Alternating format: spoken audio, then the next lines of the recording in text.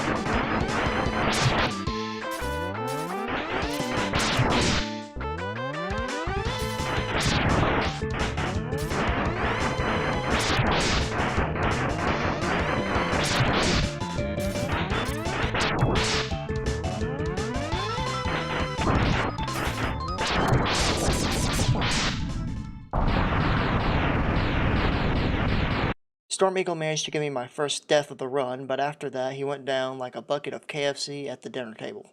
Flame Mammoth was up next. Since I killed Chill Penguin, Flame Mammoth's stage was frozen over. I managed to get my second sub-tank before I fought Flame Mammoth.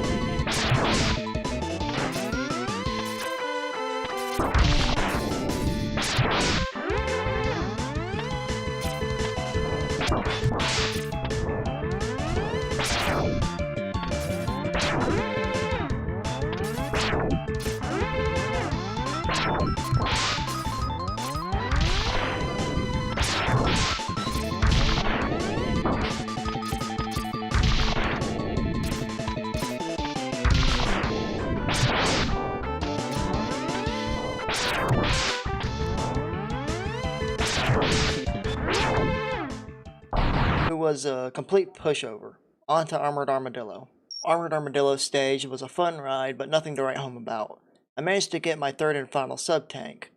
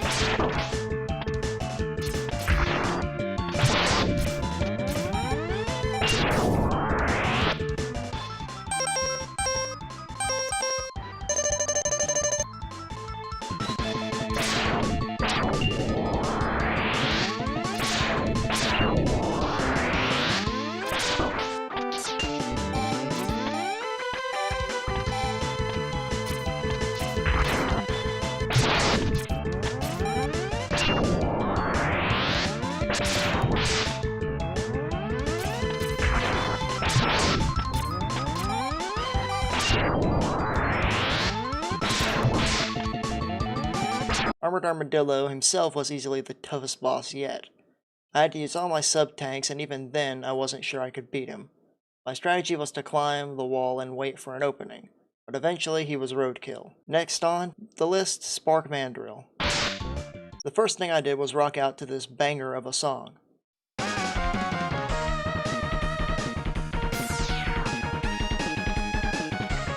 Since I beat Storm Eagle, his ship crashed and is causing power outages. Luckily, that makes the mini-boss easier.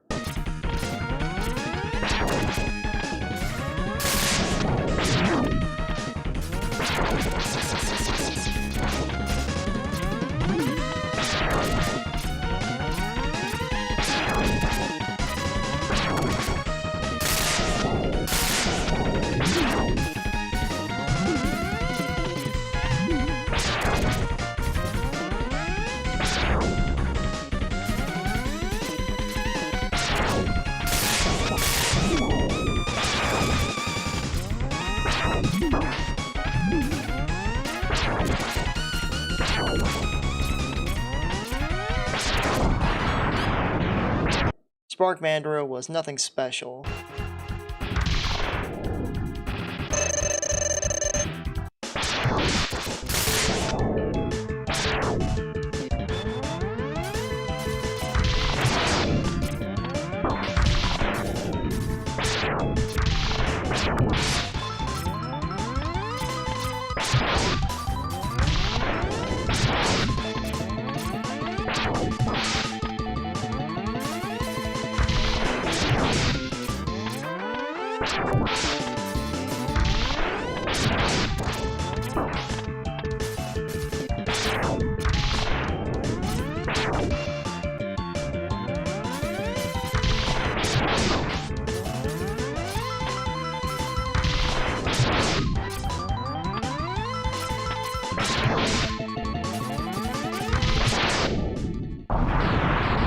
He was barely stronger than Chill Penguin.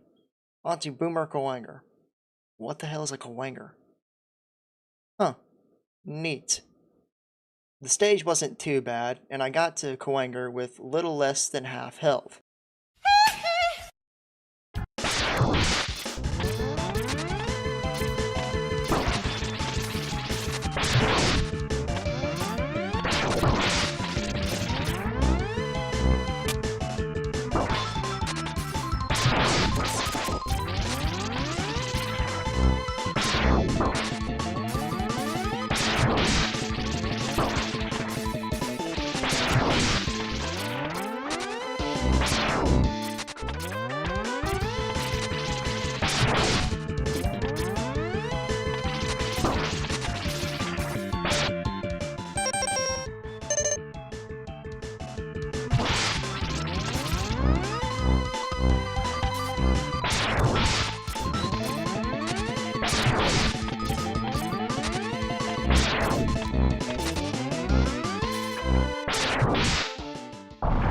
All Boomer Kawanger did was complain about kids today and how things were better in his day when half the population couldn't vote and the other half couldn't eat at the same restaurant as others. He nearly killed me, but in the end I squashed him like the bug he is. To Sting Chameleon. Once again, the stage was no trouble.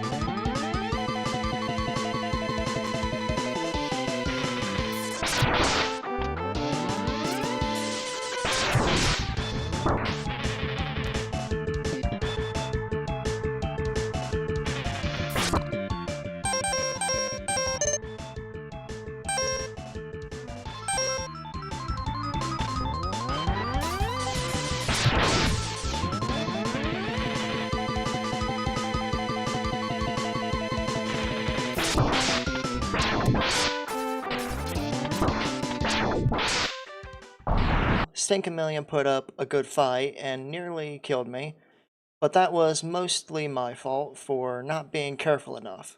Last on the list is Launch Octopus. This stage was fine, the only problem was the mini-boss.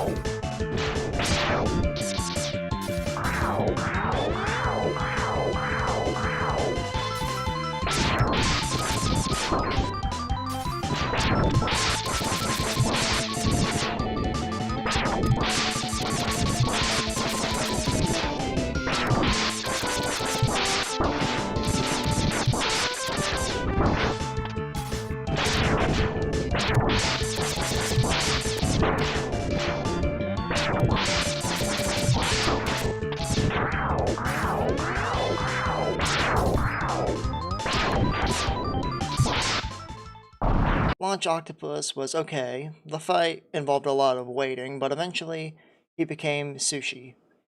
Onto the Sigma stages. The stage was no trouble, the only hard part was the platforming bit at the start.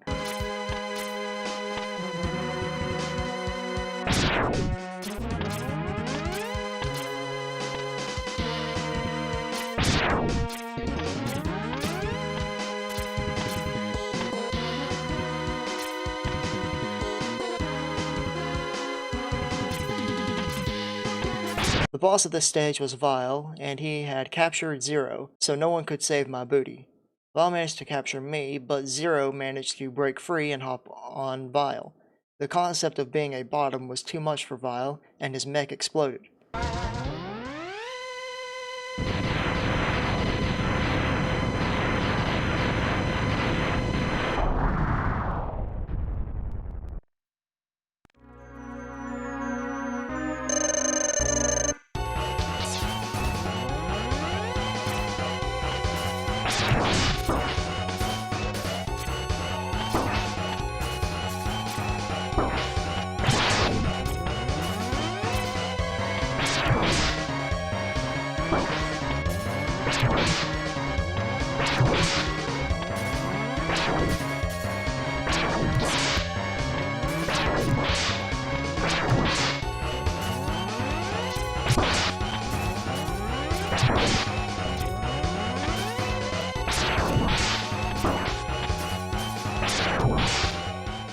I managed to beat Vile harder than my stepdad beat me. After the fight, I defiled Zero's corpse. Not like that, you perv. I stole his arm cannon. After Vile was a rematch with Boomer Kawanger. He wasn't too much trouble, and after that was a spider, which was more annoying than difficult.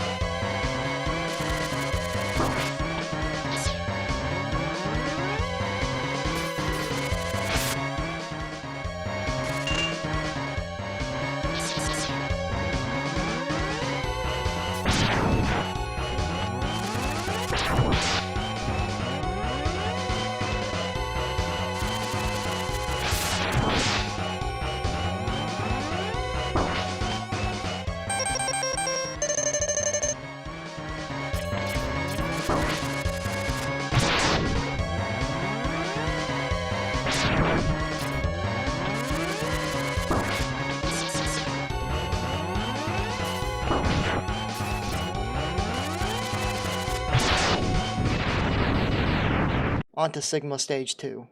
First up was Chill Penguin, just hug the wall and you'll do fine. Next, Storm Eagle. Since I already beat this boss, I'm just gonna skip over it. On to some wall thing. It was actually hard.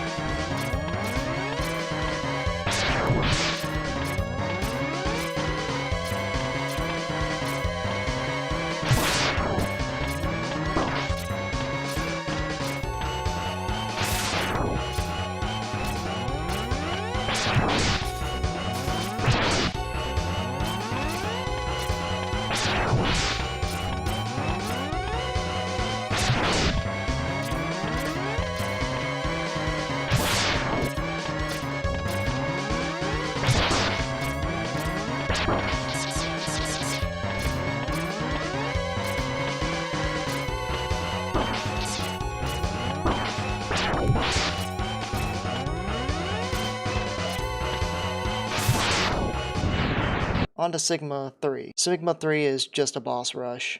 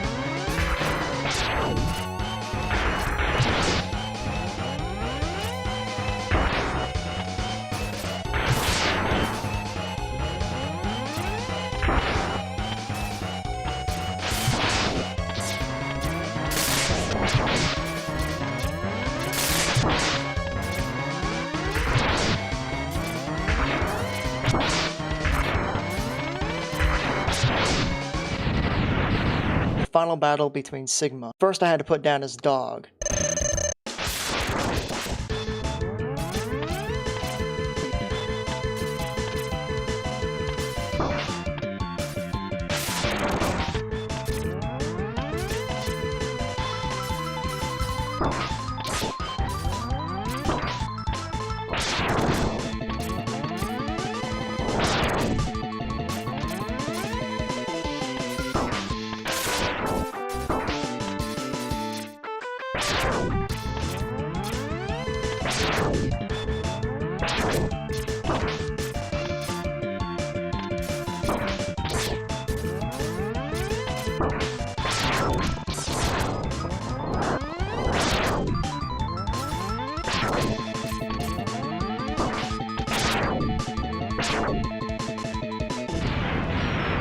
After that came Sigma Phase 1. Sigma whipped out his lightsaber and I told him I wasn't into butt stuff, but he wasn't asking, and after a long fight, it was done. My booty was finally safe.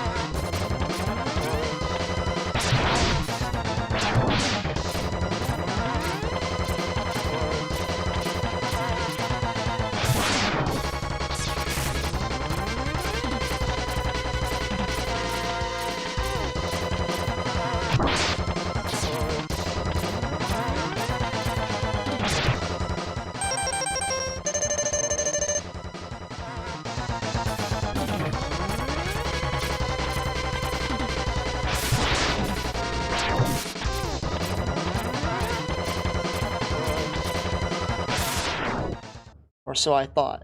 Sigma wasn't dead. It came back in a giant body that would surely break me in two. This was the hardest fight in the game. I died so many times I lost count. I'll let the footage speak for itself.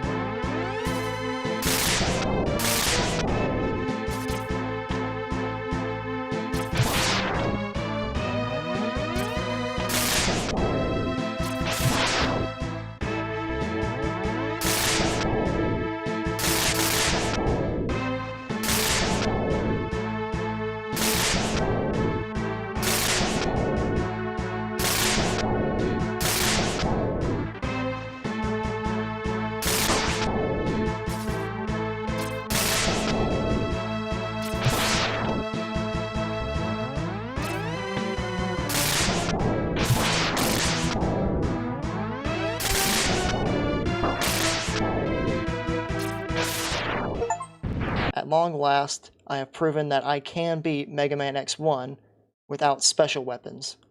I give this challenge a 4 out of 10. Previously on Can I Beat? I came looking for booty. Sigma whipped out his lightsaber and I told him I wasn't into butt stuff, but he wasn't asking. In that pipe. No, Chris, I'm a warrior. Today I bring you a new challenge. Can I beat Mega Man X2 without special weapons or armor upgrades? The rules are fairly simple. I'm not allowed to use special weapons, armor upgrades, or get life upgrades. I can ride bikes, use mechs, and get sub-tanks. Without further ado, let's begin. 6 months have passed since Zero's death, and X has a new partner. 6 months have passed and X is raiding a Maverick base alone. The first stage was no trouble. Even the boss was dead with a few buster shots.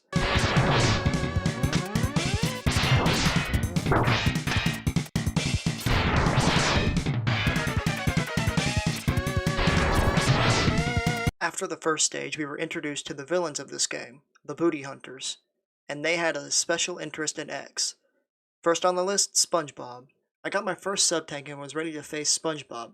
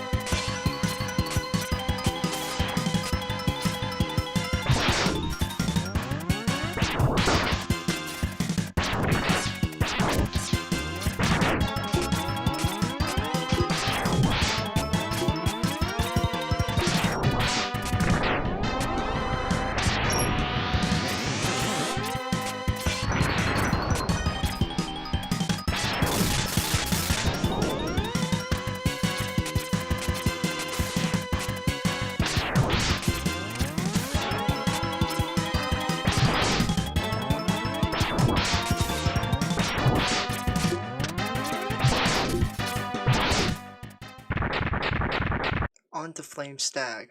Flame Stag stage was where I got my second sub-tank.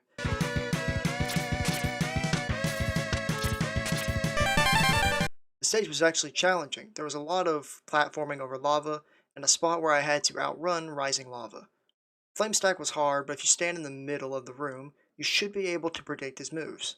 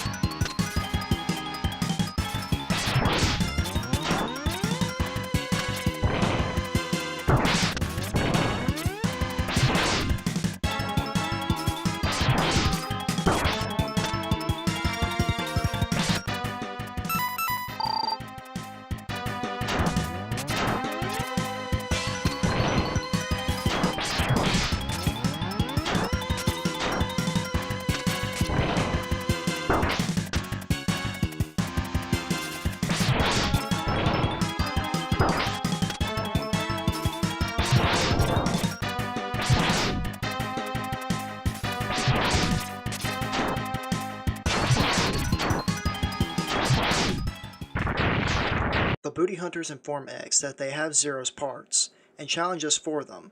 If I win, I get the parts. If they win, they get my booty. After the call, we go to Bubble Crab's stage. This stage was no trouble. I managed to get my final sub-tank here, thanks to a trick I learned from Jay's reviews. Bubble Crab was probably the hardest boss yet.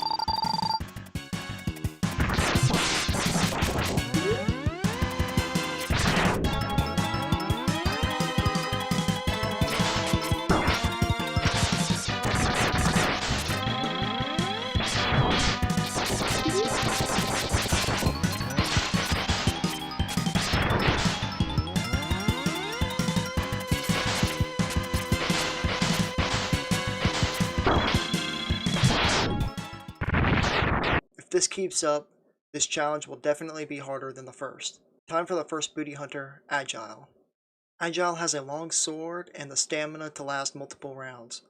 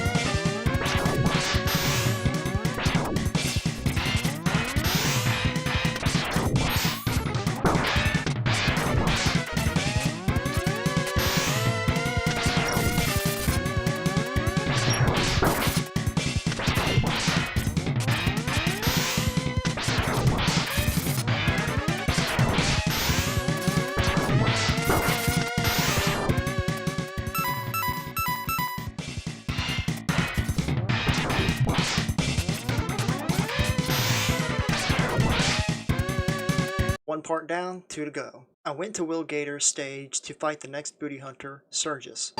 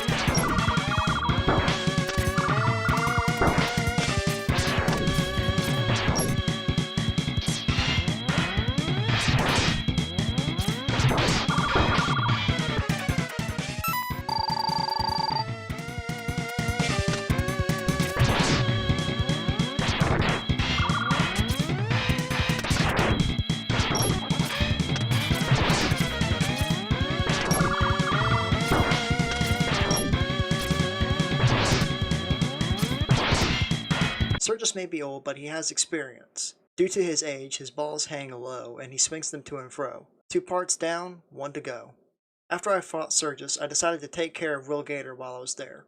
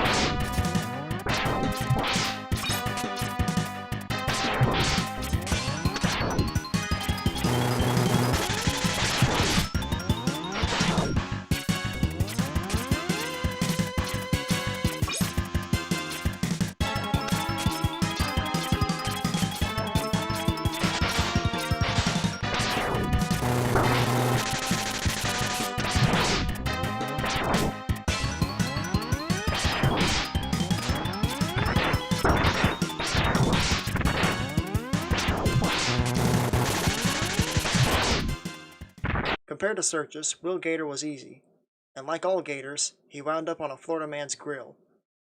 Time for the last of the booty hunters, Violin.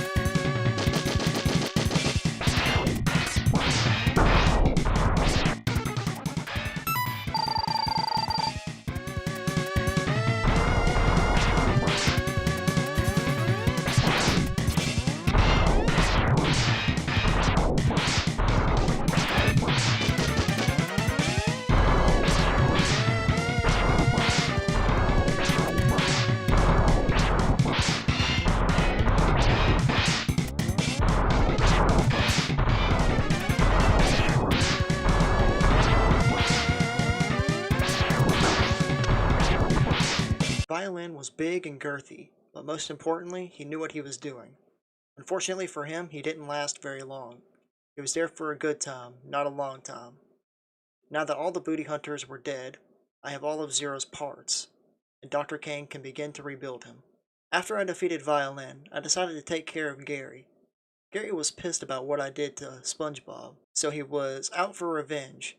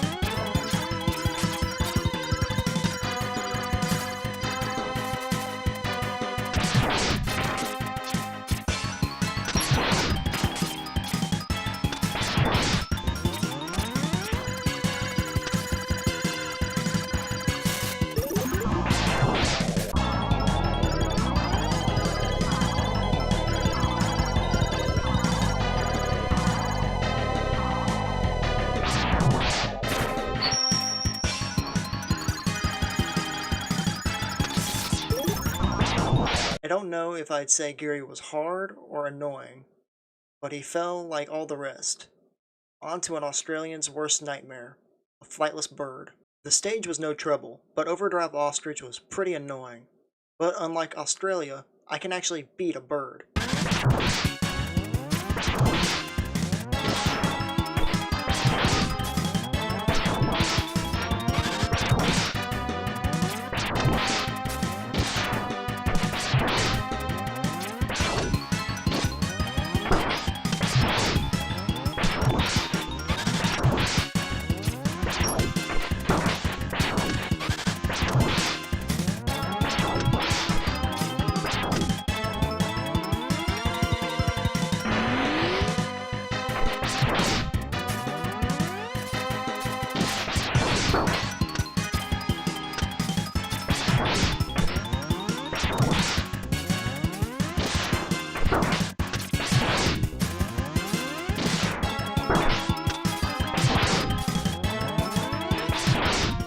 Time for Magma Centipede.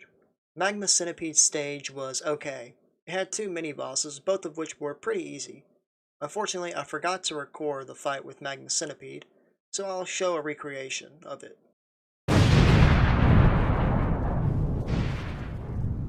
On to Morph Moth. The stage was on the easier side, and Morph Moth was one of the easier bosses.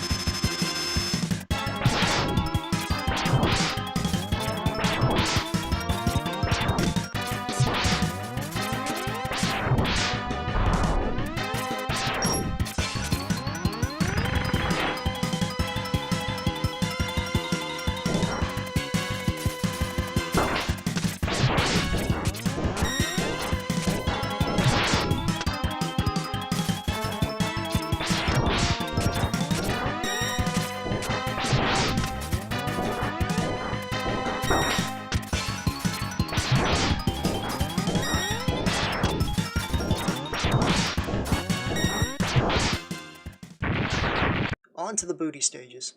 Dr. Kane managed to find the booty hunter's base, but he still needed more time to rebuild Zero. The first stage had a rematch with Violin, which was way harder than the first.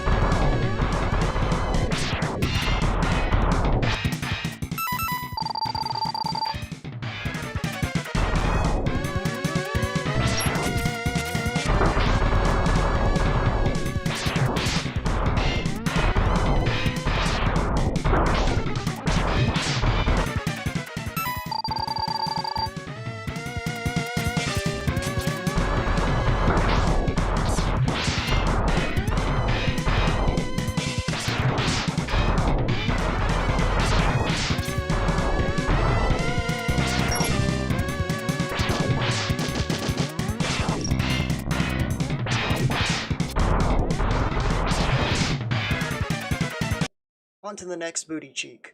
The second stage had a spot that I had to abuse invincibility frames to get past, but after that was the hardest boss yet, Surgus.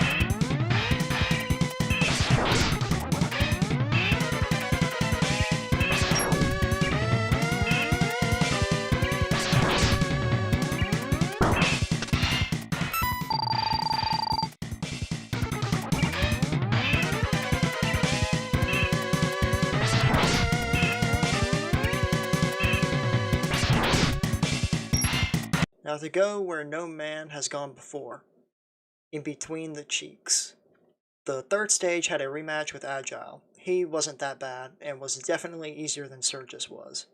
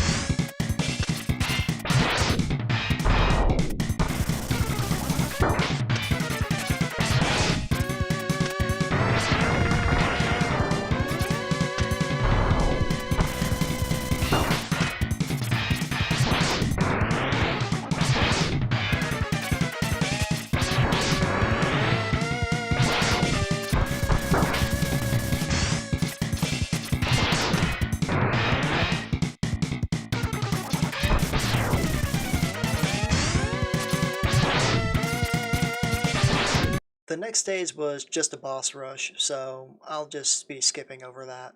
Unfortunately for me, after the boss rush, the power went out, so I had to do all the booty stages again. No! It can't be! No! No! So I used special weapons to get back to where I was. I understand if you think this ends the challenge, but I'll make up for it later. Promise. After the boss rush, I learned that Sigma was alive, and he was coming for that booty. Sigma had a copy of Zero, but lucky for me, the real Zero showed up and destroyed the faker. Zero and I split up. Zero would destroy the generator, and I would take care of Sigma.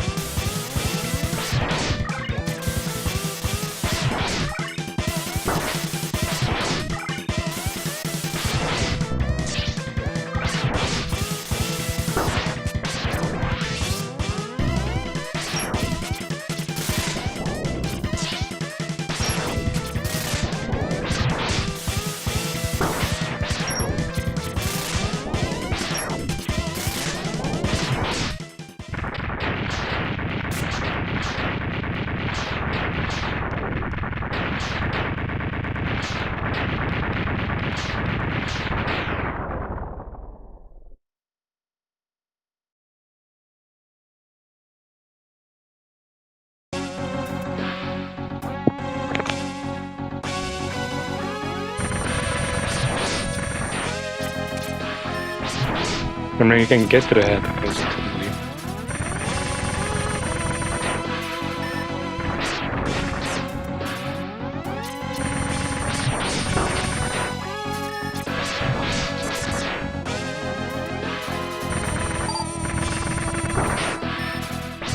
Why? Why?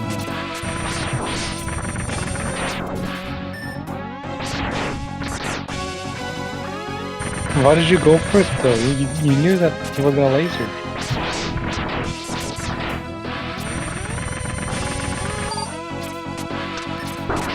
No, it's because you were greedy.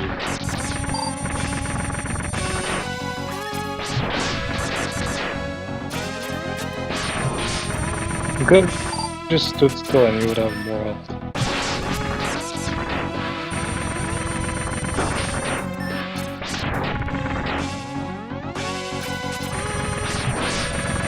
Also, I'm pretty sure it's better for her to get hurt by the head rather than a laser.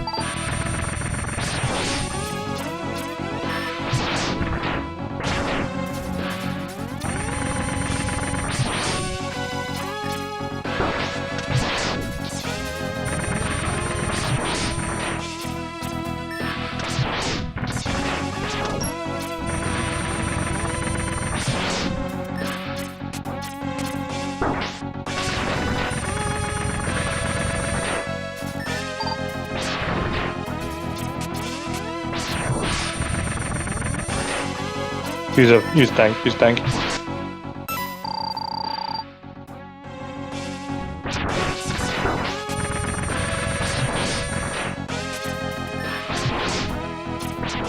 Yeah, it's better that, like I said, it's better that you take damage from the head, not from the laser.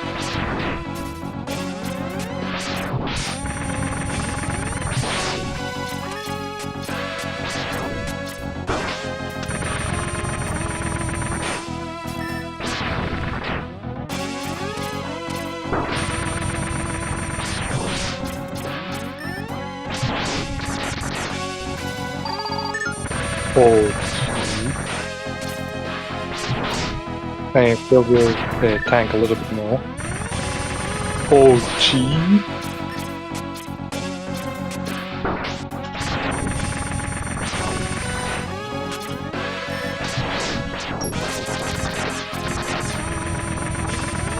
Is this the run?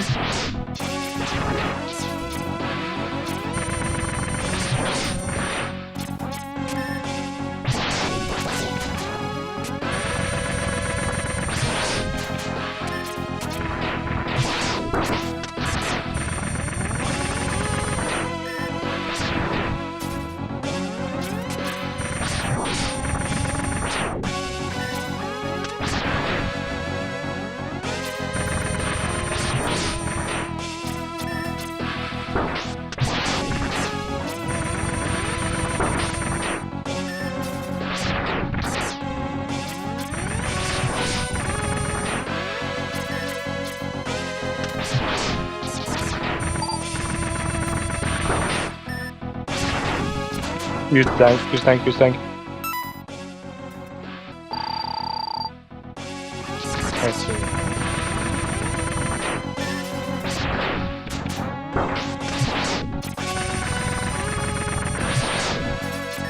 This is a trouble sometimes.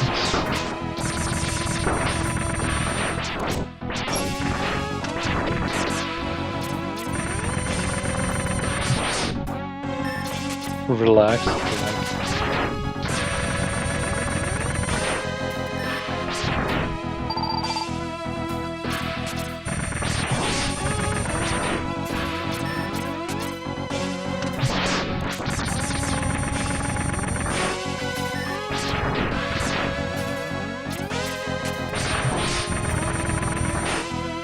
Relax.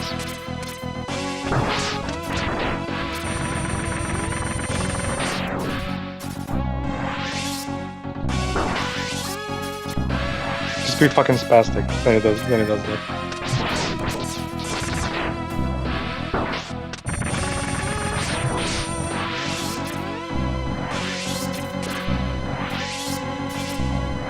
Get away from the walls. Do not climb walls when he does this.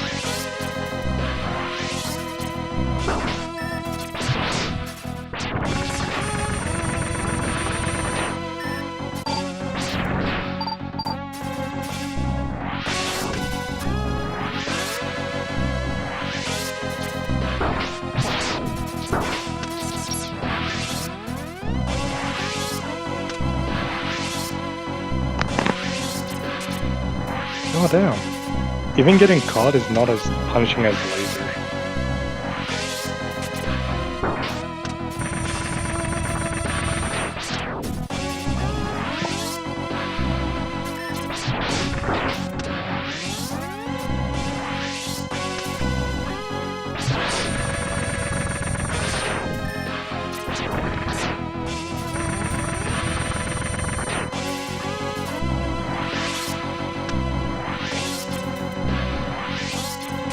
Okay, go to your mini, go to your mini. You have one tank that is not full. Yeah.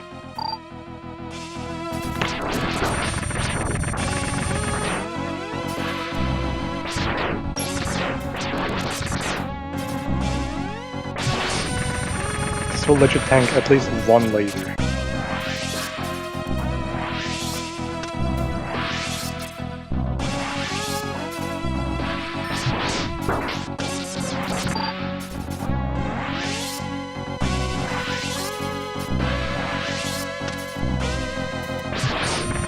Yeah.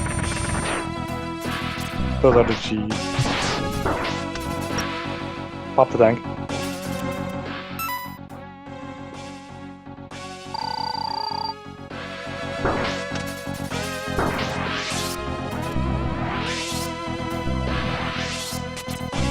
Just get it like 1 or 2 shots.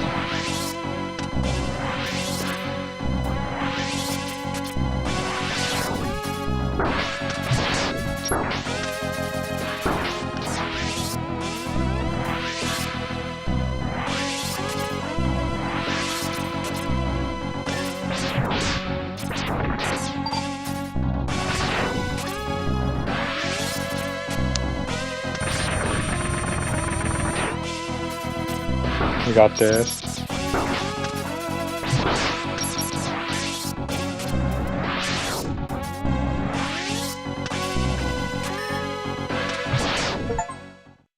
You got this!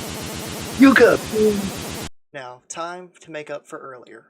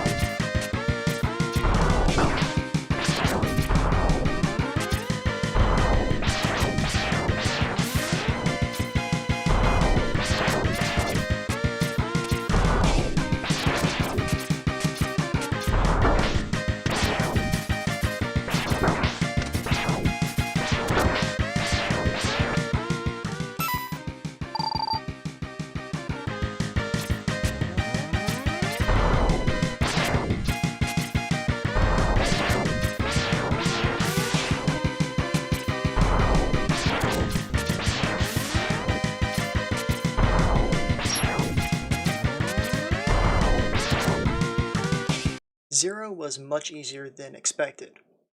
I thought he would be harder, but I guess that proves that I can beat Mega Man X2 without special weapons. I get this challenge a 5.5 out of 10.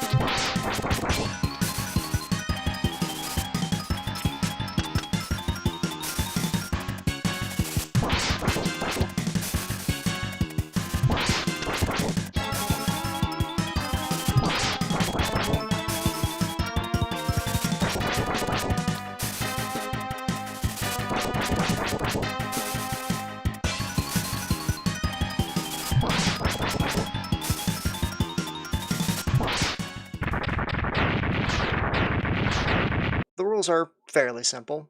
I'm not allowed to use the double gear, neither the speed or strength gear. I'm not allowed to use special weapons for any reason, and I will not be using the shop at all. If I want extra lives, I have to grind for them. And I will be grinding for them, oh boy. I'll also be adding an extra rule. No E-tanks. We're trying to get Mega Man off of his energy drink addiction. In the event that I pick up an E-tank, I'll just not use it. The story starts like all stories do, with two men fighting and one killing innocents to prove that his dick is bigger. Isn't that right, Dr. Wily?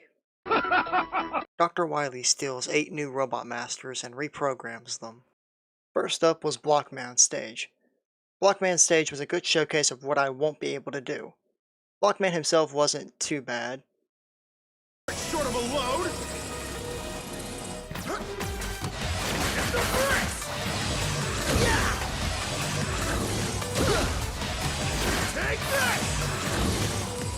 No mortar fighting! Get ready to crumble!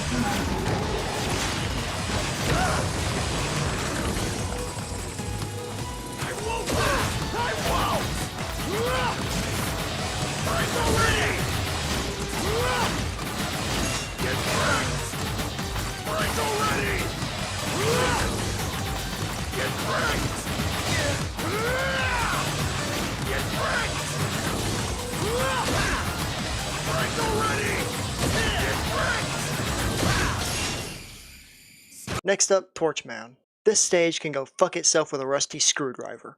It took me 3 hours to beat this stage, and then I had to do it again because OBS didn't want to work.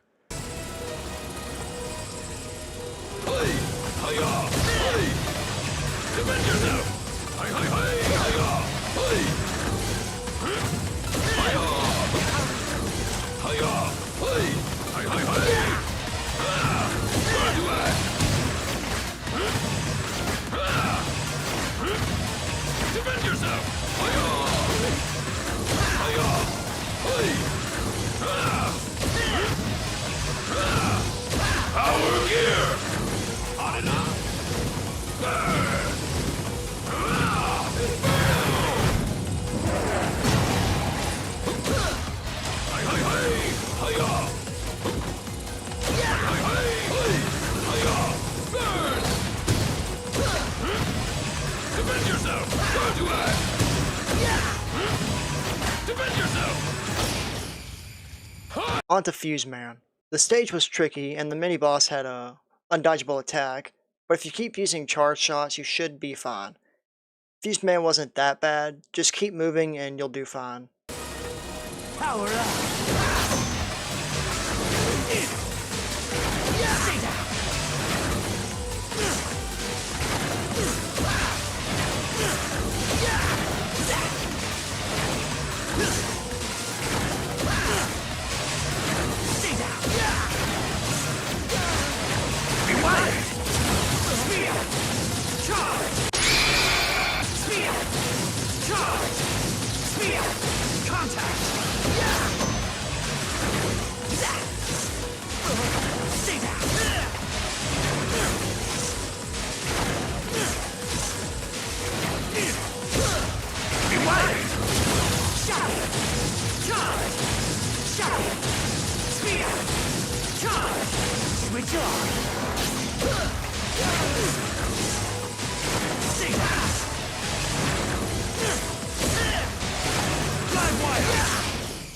On to Vladimir Putin, Blastman. Great, now I'm on a list.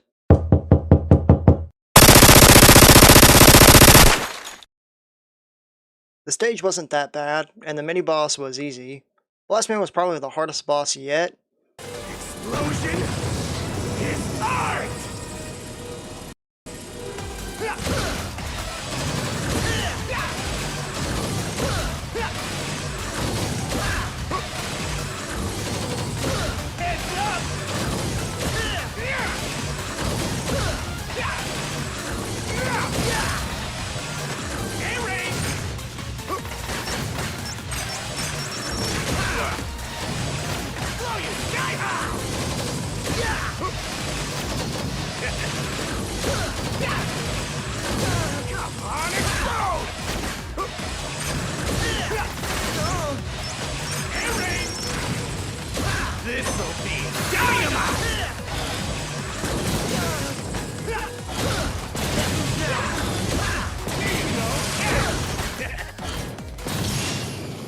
Next on the list, Bounce Man. The stage was on the easier side, and the worst part about Bounce Man was the speed gear. Other than that, he was easy. Bounce time!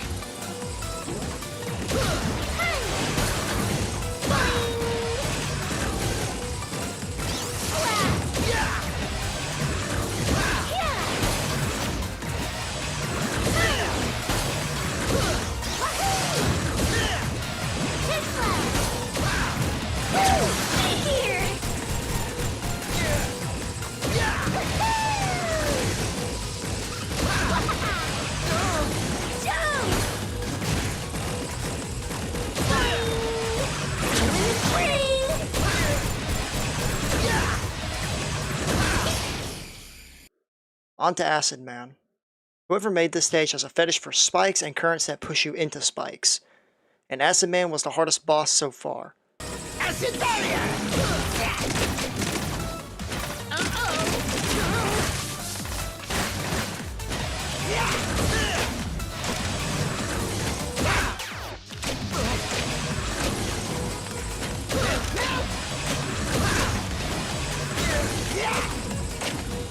Tickling speed!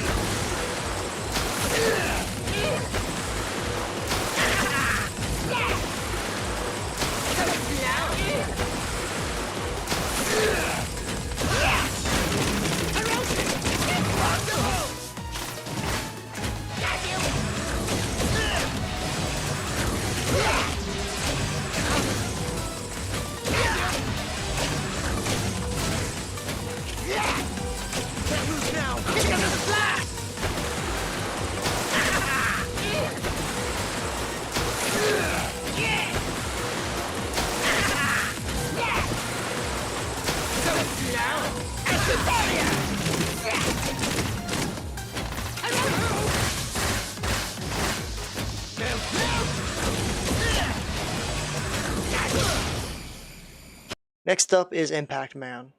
This was probably the second hardest stage and boss.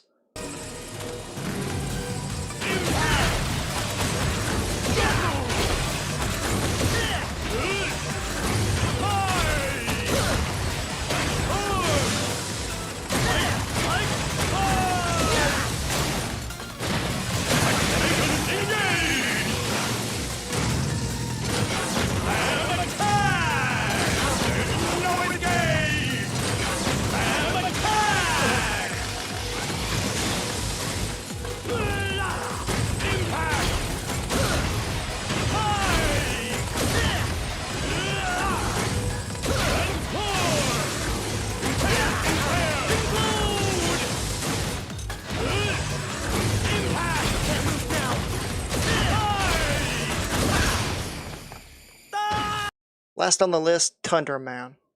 During the stage, I encountered some snow bunnies. No, not that snow bunny. The hardest part of the stage was at the end. Tundra Man himself was a pushover.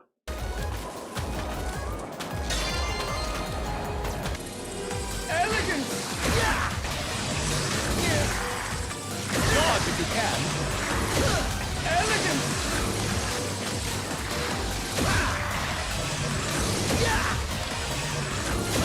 Dodge if you can. Don't blink! Colder, gorgeous, and shatter! Wow! Dodge if you can. Let's go to fight! After defeating Tundra Man, Wily called and challenged us directly. On to Wily Stage 1. The stage isn't so bad once you get used to it, but it does have some hard parts. The Yellow Devil boss was a pain in the ass.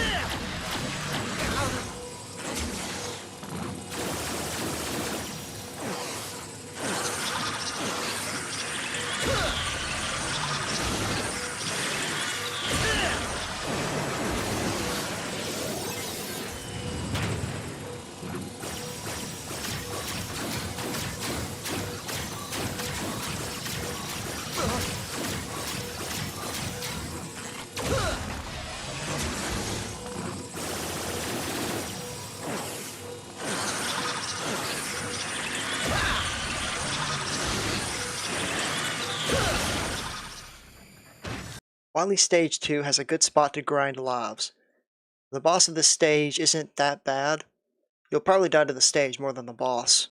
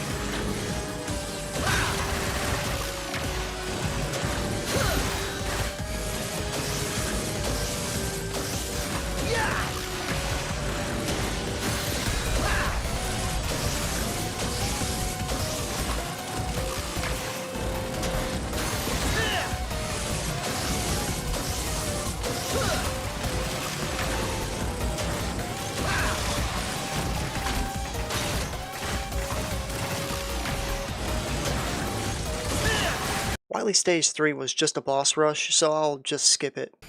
Experiment failed! Flash in the pan! The last dance. Stone Cold! Catch you on the rebound! Blackout!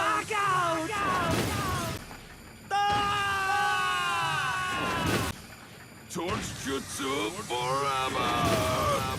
On to the final boss, Dr. Wily himself. Stay still!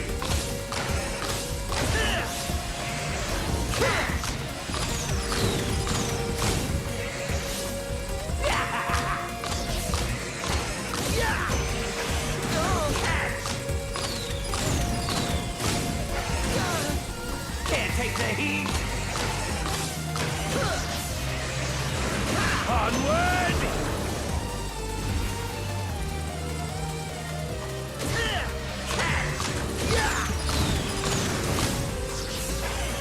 Can't take the heat! Fire! Stay still! Backup plan!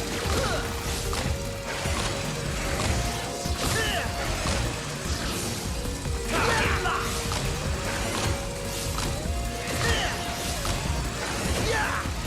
We stomp you! Target lock!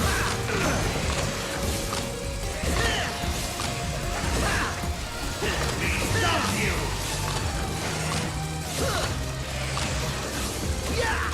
Now you're mine! Give up already!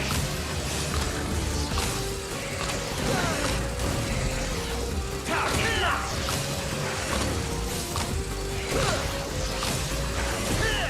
Give up already! Another strike! We stomp you!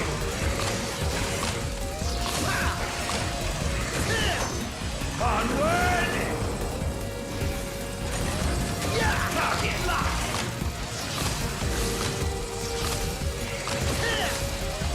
Give up already!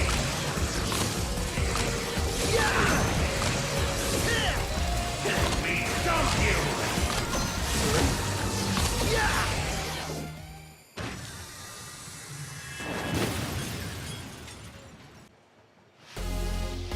The time of reckoning has come!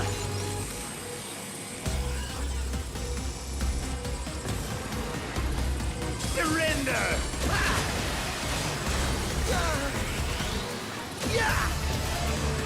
Cower! Attack!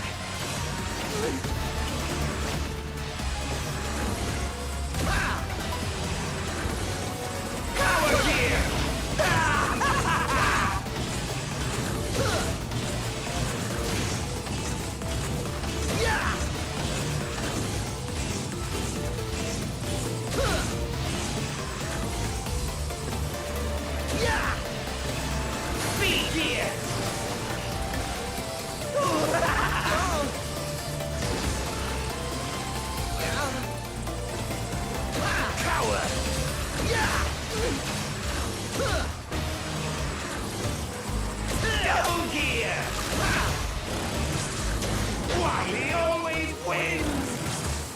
No way out! Wily always wins! No way out! I've waited for this! No way out! Wily always wins! No way out! I've waited for this!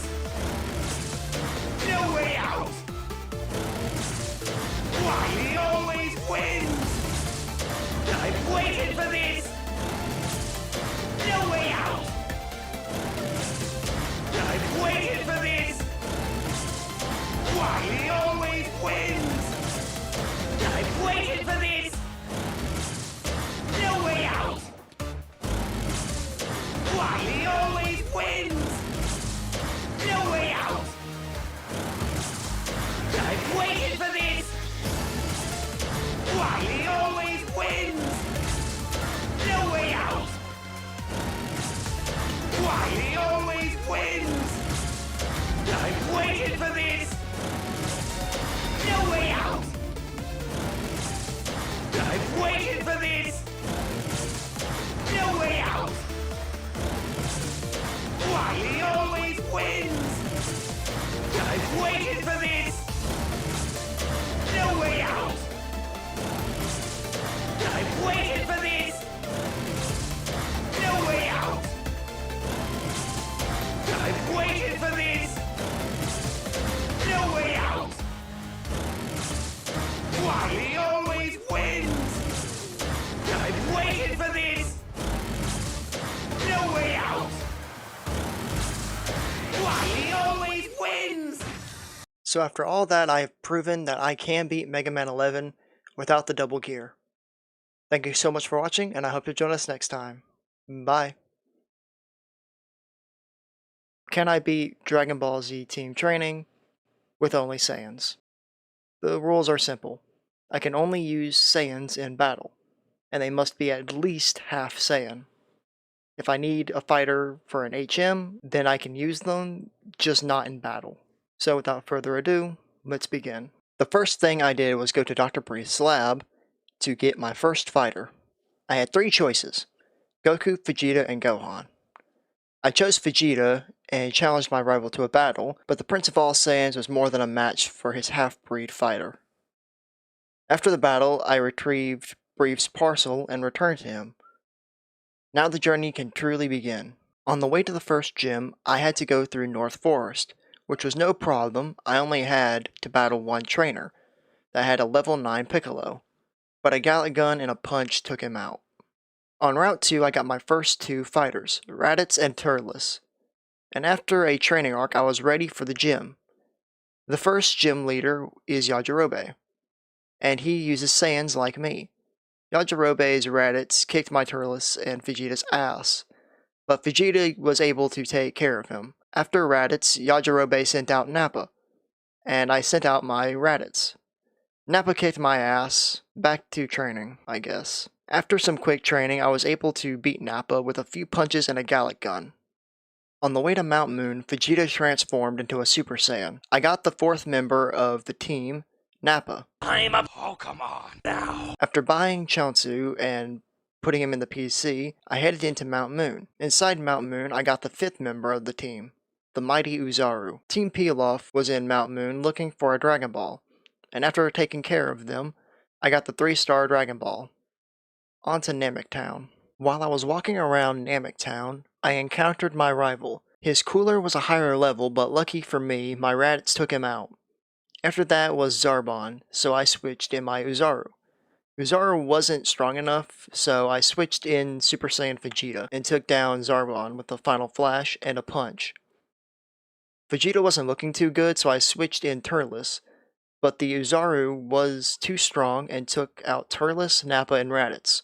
So I sacrificed my Uzaru to heal Vegeta, and Vegeta was able to take out the Uzaru with one mighty punch.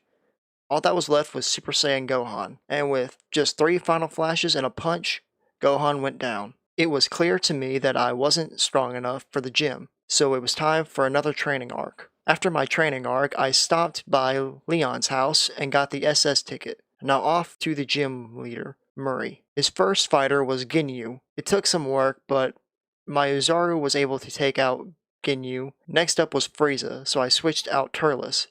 Frieza nearly took Turles out, so I switched in Vegeta and used Big Bang Attack.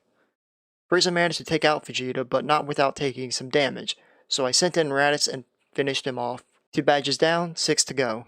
After my fight with Murray, I stopped by the SSN to get the HM cut. While on the ship, I encountered my rival before I could get cut. Nappa did some damage, but so did Cooler, so I switched in Uzaru to finish him off. Zarbon was up next. Zarbon went down with just 2 tail smashes. Gary was tired of my shit, so he sent in his own Uzaru. My Uzaru did some damage, but I had to switch out Turles, and Turles was able to put down the Uzaru. All that was left was Super Saiyan Gohan. I sent in Raditz, which was a mistake because Gohan took him out in just 2 hits. So I sent in Vegeta and hit him with a Big Bang Attack and a Final Flash, and finished him off with a punch. After catching a Bioman and teaching him Cut, I used RR Cave to go back to Route 2 to catch another Turles. It's a surprise tool that will help us later. I then used the Moonstone I found to turn Turles into an Uzaru. I then traded that Uzaru with a girl in the underground path for a slug. And finally, I traded that slug for a Kid Gohan back on Route 2. And after training Gohan, I was ready for the gym. The gym leader was General Red. His first fighter was Cyborg 18. My Raditz did some damage, but took just as much, so I switched in my Uzaru. But General Red cheated and healed his fighter, so I had to switch again, this time for the big guns. Vegeta. Vegeta finished off Cyborg 18, so I gave Kid Gohan a turn. Gohan took out Cyborg 17 in just 3 energy punches. But Gohan wasn't looking good, so I switched in Vegeta to take care of Android 16. Vegeta did some damage, but I had to sacrifice some fighters to heal Uzaru to secure the victory. 3 badges down, 5 to go. On the way to Rock Tunnel, I found the 6-star Dragon Ball on Route 10. After barely making it out of Rock Tunnel, it was time for a filler arc. While I was getting ready to take on Kami's Tower, I found the 7-star Dragon Ball on Route 8. I caught King Vegeta. I decided to kick Nappa off the team. Him and Raditz just can't pull their weight anymore. Inside Kami's Tower was my rival, and he was looking for another fight. Uzaru took out Cooler, but took a lot of damage, and I forgot to record. I switched in Kid Gohan and took out his Zarbon with a few energy punches, but Gohan took some damage. This fight might be close. Next up is Uzaru, so I switched in Super Saiyan Vegeta and took him out with a Big Bang Attack. Gary sent out Android 13, who had a nice trucker hat, but was no match for Raditz. All that was left was Super Saiyan Gohan. Raditz wasn't able to do much damage to him, so it was all up to Vegeta. And with a Big Bang Attack and a Final Flash, it was over. I found Mr. Popo in Kami's Tower, but some invisible force was blocking my path, so I went to West City. In West City, I did some grinding and won Future Trunks at the Game Corner. But that means it's time to say goodbye to Raditz. And with a bit of training, Future Trunks transformed into a Super Saiyan. After catching a Team Gohan on Route 7, I was ready to take on Team Pilaf's base. While in Pilaf's base, Team Gohan became a Super Saiyan. After getting the lift key, I was ready to take on the boss of Team Pilaf. Pilaf led with Tambourine, and I led with my Uzaru. Believe it or not, Tambourine died quickly. Next up was Piccolo, so I sent in my Super Saiyan Future Trunks.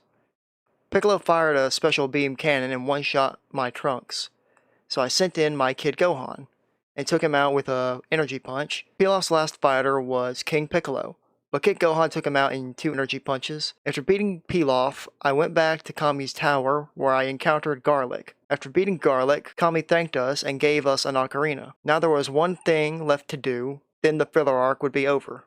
It's time to push Team Pilaf out of Capsule Corp. In Capsule Corp, I ran into my rival Gary.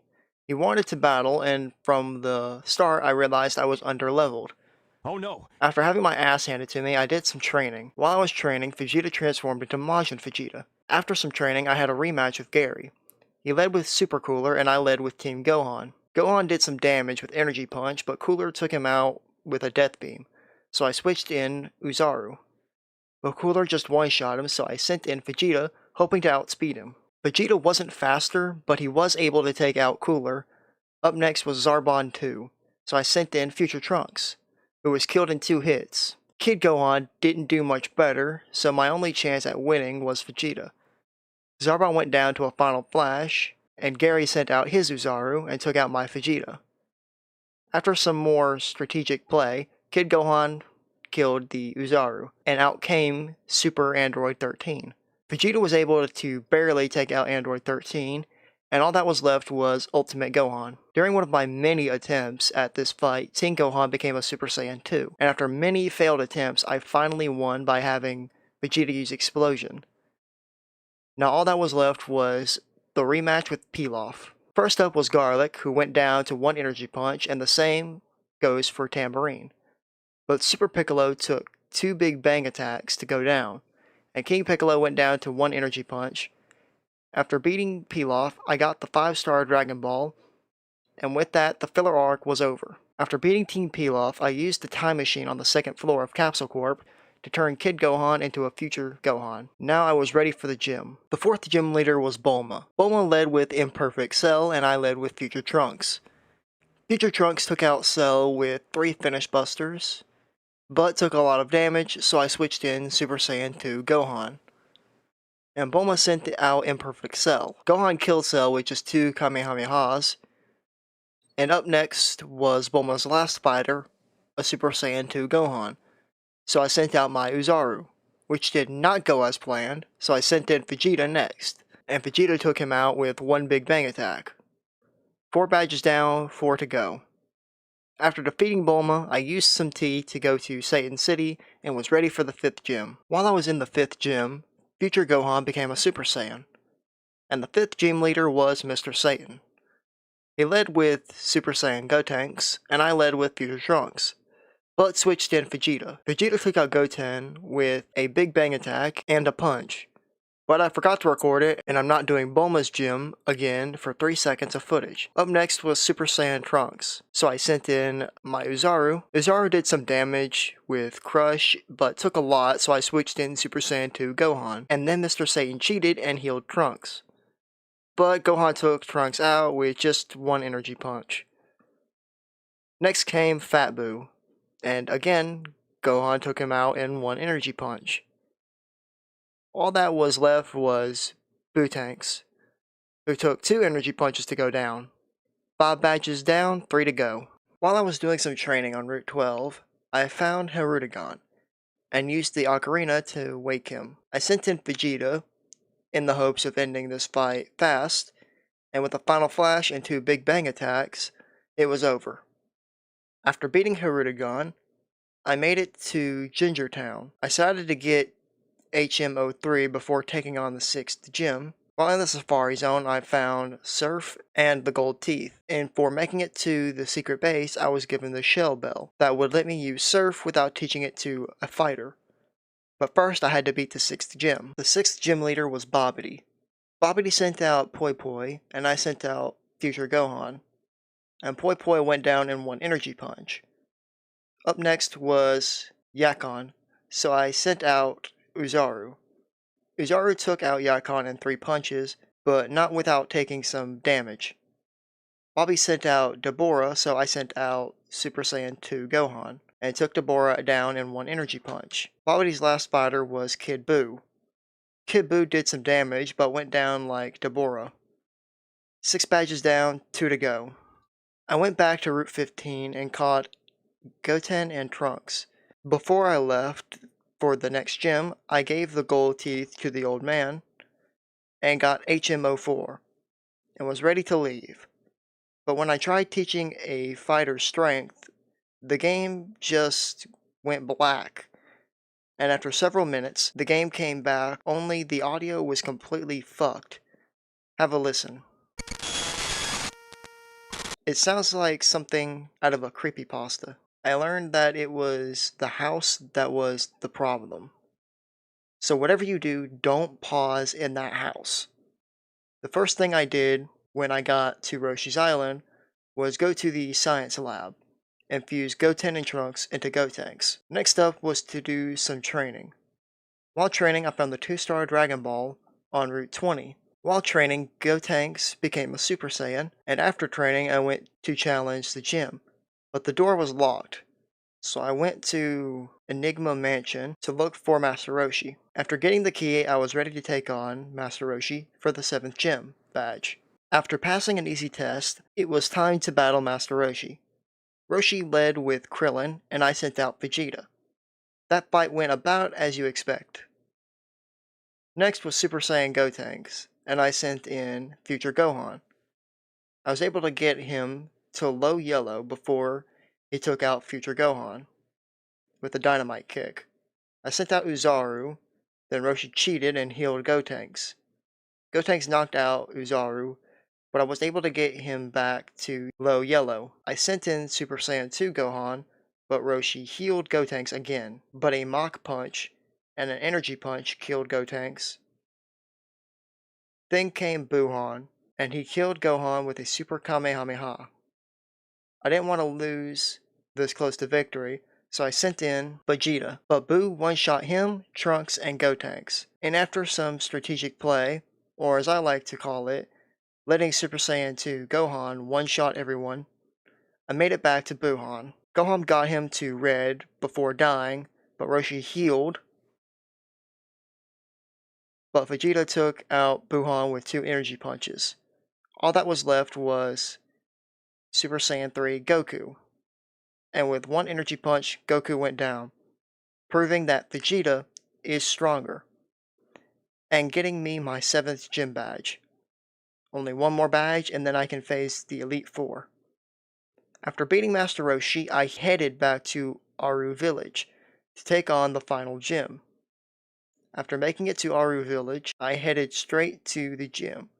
The final gym leader was the boss of Team Pilaf. Pilaf's first fighter was Super Piccolo, and mine was Gotenks. Piccolo used Sky Uppercut and got Gotenks to half health, but Gotenks did some damage with Diving Kick. Piccolo missed his next attack and Gotenks finished him off.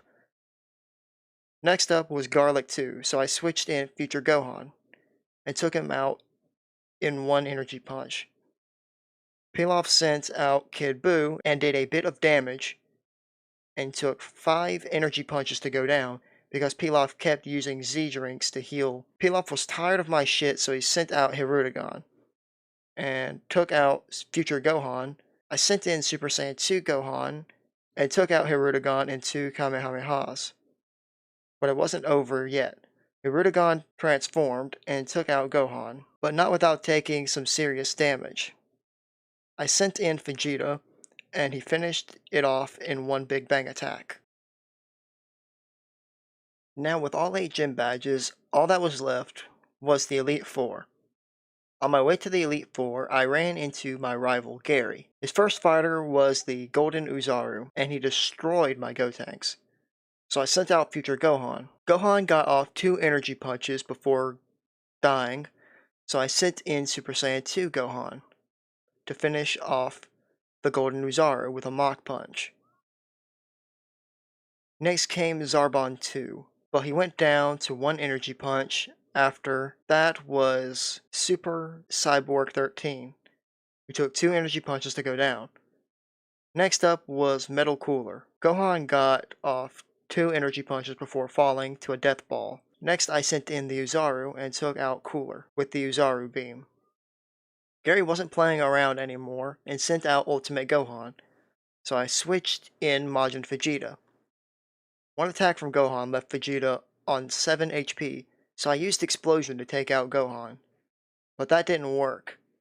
My only hope was Uzaru, but Gohan took him and Future Trunks out in 1 hit. This clearly isn't working, so I'm going to train for a while. While training, Gotenks becomes a Super Saiyan 3. After getting back to Gohan, Vegeta took him out with 2 energy punches. But just 1 punch from Gohan almost took out Vegeta. Next was Metal Cooler. Cooler killed Vegeta with a dash attack, so I sent in Future Gohan and killed him with a Masenko. Gary's last fighter was Perfect Cell. Cell didn't do much damage, but he took 7 energy punches to go down because he kept on healing. Now with that done, nothing stood between me and the Elite Four.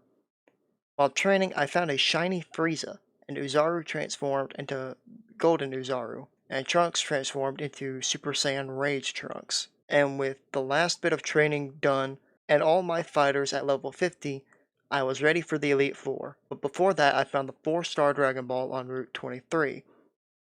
I decided that I should get the last Dragon Ball, so I went back to Red Ribbon Base and found the 1-star Dragon Ball on a truck. Now with all 7 Dragon Balls, I go back to Kami's Tower to summon Shenron.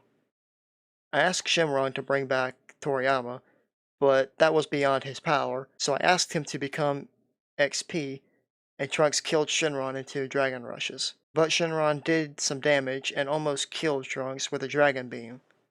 Now on to the Elite Four. The first member of the Elite Four was East Kai. East Kai's first fighter was Aqua. Trunks missed his first attack, so I got hit by Aqua's Ki Blast, but that apparently pissed off Trunks because he killed all of East Kai's fighters in one hit.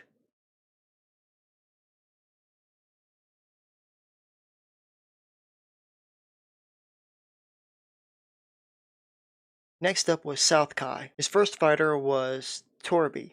You remember him, right? Trunks nearly killed him in one Dragon Rush, and Torby retaliated with an energy punch, and did a good bit of damage. And just when I was about to finish him off with Air Slash, South Kai did a little bit of trolling and used the Sensu Beam. But Trunks' high speed allowed him to get off 2 Air Slashes and kill Torby. After beating Torby, Trunks took out Tapion, Spolovich, and King Cold all in one hit. Then out came South Kai's last fighter, the Golden Uzaru. Trunks' Dragon Rush didn't even do half damage. The Uzaru then killed Trunks with a body slam, so I sent in Vegeta and used Final Flash, which did less damage than I wanted it to. Uzaru used Crush and took out almost half my health, all while eating a citrus berry. Vegeta used Energy Punch and almost killed the Uzaru, but the Uzaru used Crush and left Vegeta on 2 HP.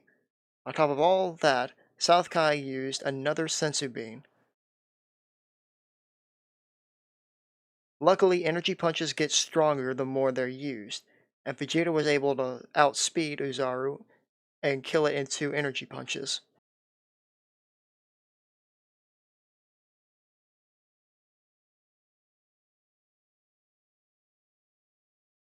On to West Kai.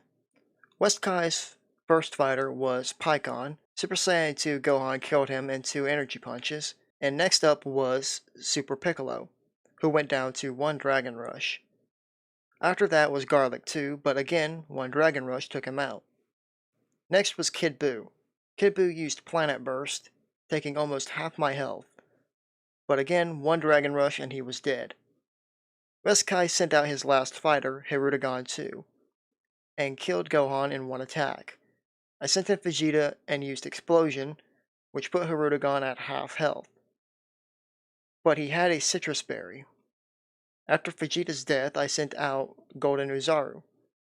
Hirudegan used Phantom, but Uzaru was able to take it and fire off an Uzaru beam, which nearly killed Hirudegan, but West Kai used the Sensu Beam.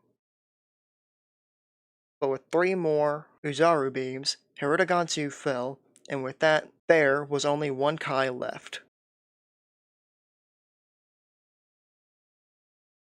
After healing my team, I was ready for the North Kai.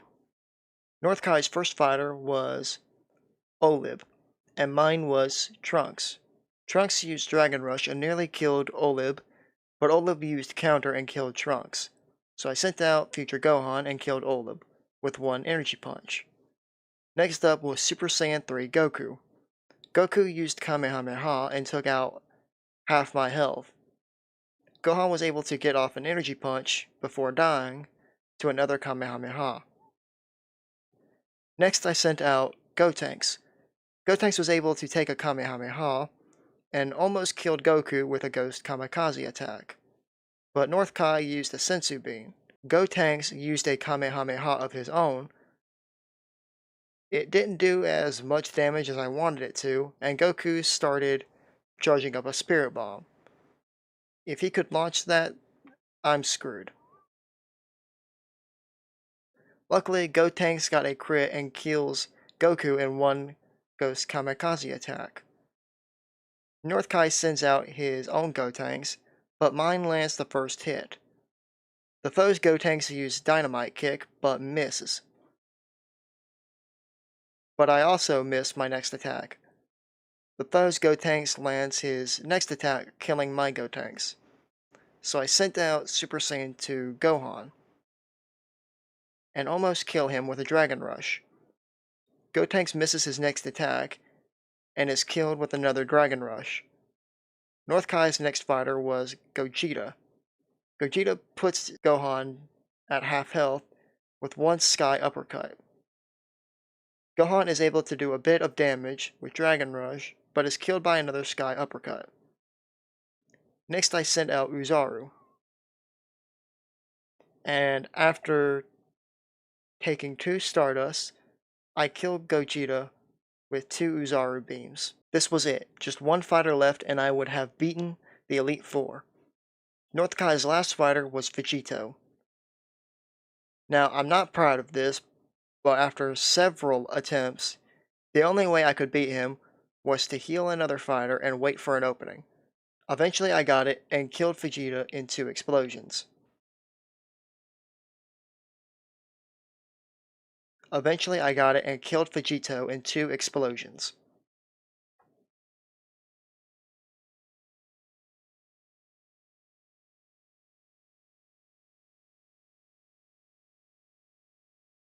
This is it. The only thing standing in my way now was Gary. Gary's first fighter was Golden Uzaru, and mine was Trunks. Trunks went first and used Dragon Rush, and the Uzaru retaliated with Wrath. Trunks was able to get off one more Dragon Rush before dying. Next up, Gotenks. Gotenks almost killed Uzaru with a Kamehameha, but Gary used a Sensu Bean.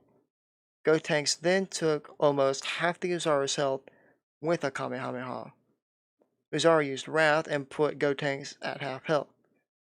Gotenks used another Kamehameha to get Uzaru to low yellow, but the Uzaru's Wrath killed Gotenks, so I sent in Super Saiyan 2 Gohan, who killed the Uzaru with 1 Dragon Rush.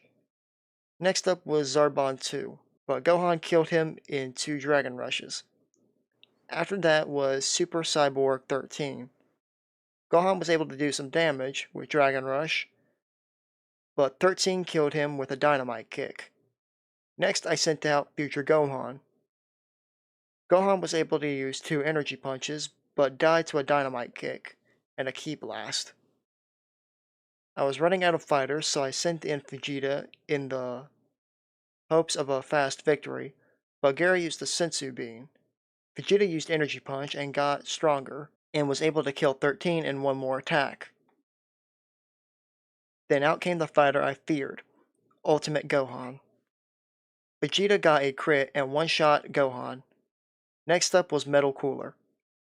Cooler used Dash Attack and did some damage, but Vegeta put him in the red with 1 punch. But Gary still had Sensu Beans. 1 more punch put Cooler in the yellow, but Gary used another Sensu Bean. I used Energy Punch again and brought Cooler to red. Cooler used Dash Attack, but it was too late. 1 more Energy Punch and Cooler was dead. Now all that was left was Perfect Cell, who went down with 2 Energy Punches, but not before giving me a heart attack. And with that, I beat Dragon Ball Z Team Training with only Saiyans. And thank you so much for watching, and I hope you'll join us next time when we take on Can I Beat Mega Man X3 without special weapons or armor upgrades. Today I bring you a new challenge video. I bring you Can I Beat Mega Man X3 without special weapons or armor upgrades. The rules are fairly simple. I'm not allowed to use special weapons armor upgrades, or get life upgrades. I can ride bikes, use mechs, and get sub-tanks. But with that out of the way, let's get on to the video. The game opens with X and Zero fighting off Mavericks in Doppler Town. X gets captured by a traitor Maverick hunter, and it's up to Zero to save him. But this time you get to play as Zero.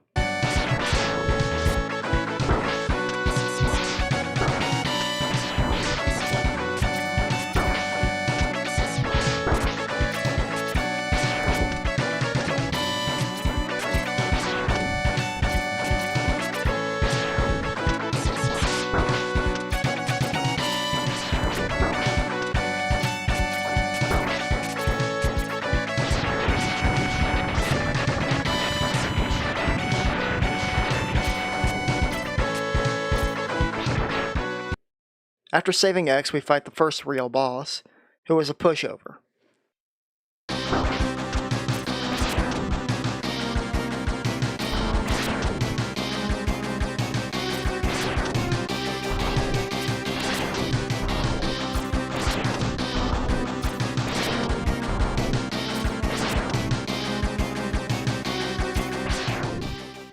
On to Neon Tiger. Neon Tiger stage is where I got my first sub-tank.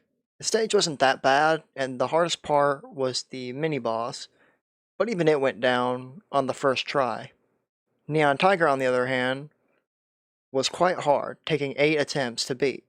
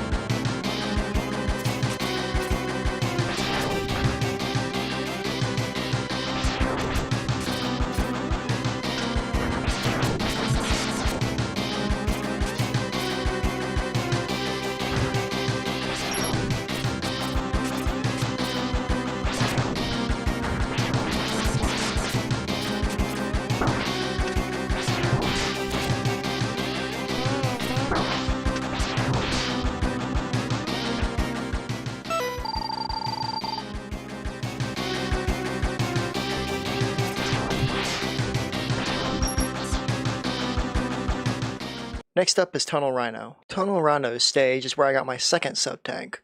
The mini-boss of this stage was laughably easy.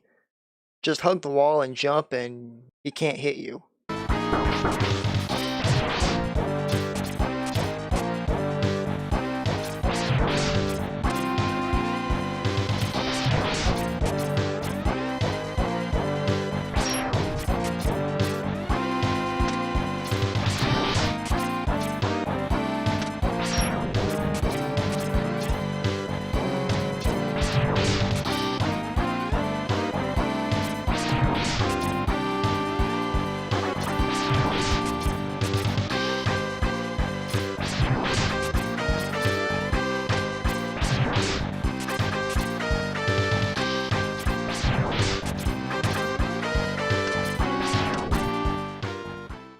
Tunnel Rhino wasn't that bad either.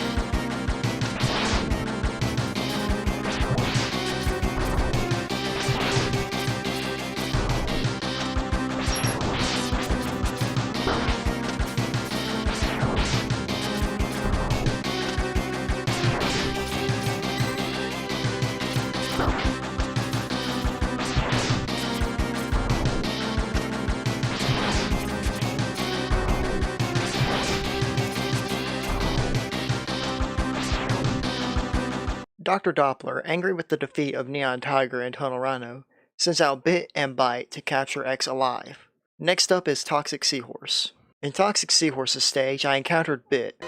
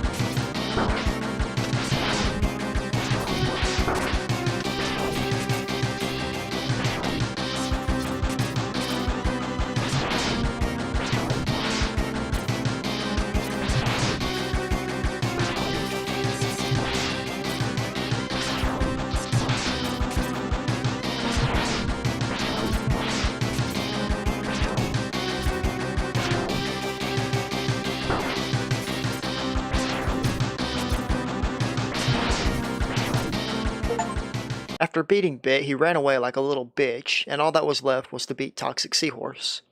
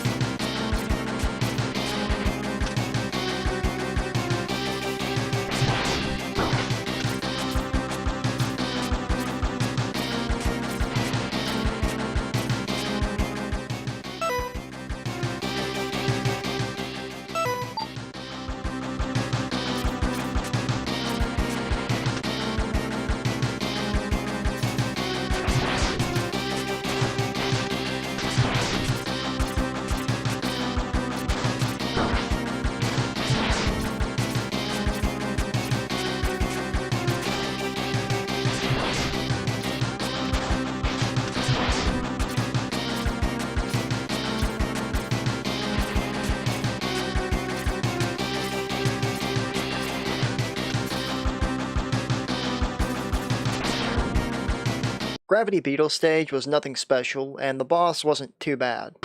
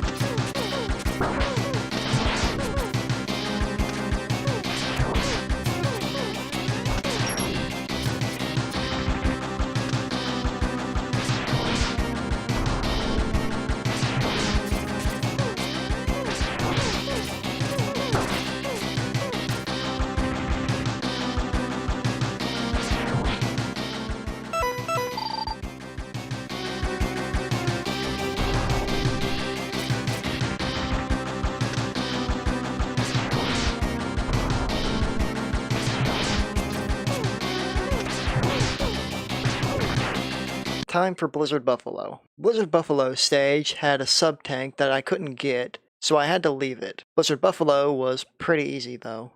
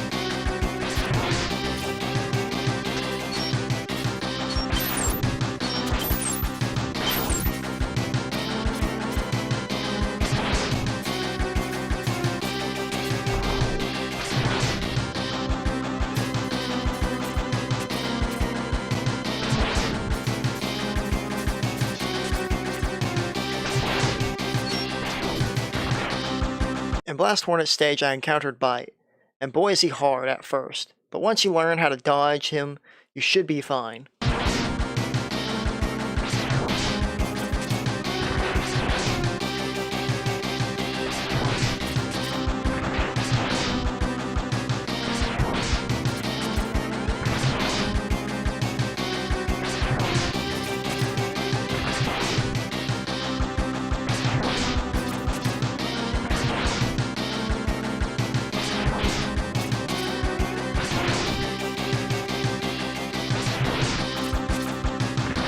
As for Blast Hornet, he was hard at first, but it just fell apart after you learn how he works.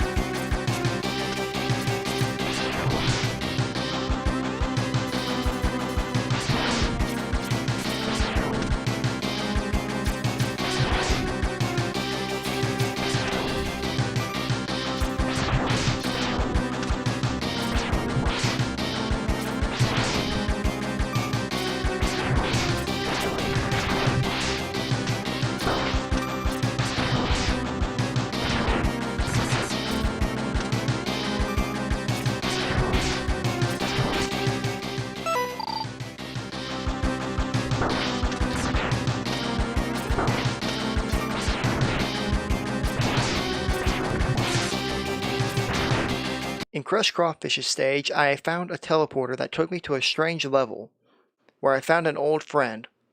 Vile had returned from the dead, and instead of a hunger for brains, he had a hunger for my booty.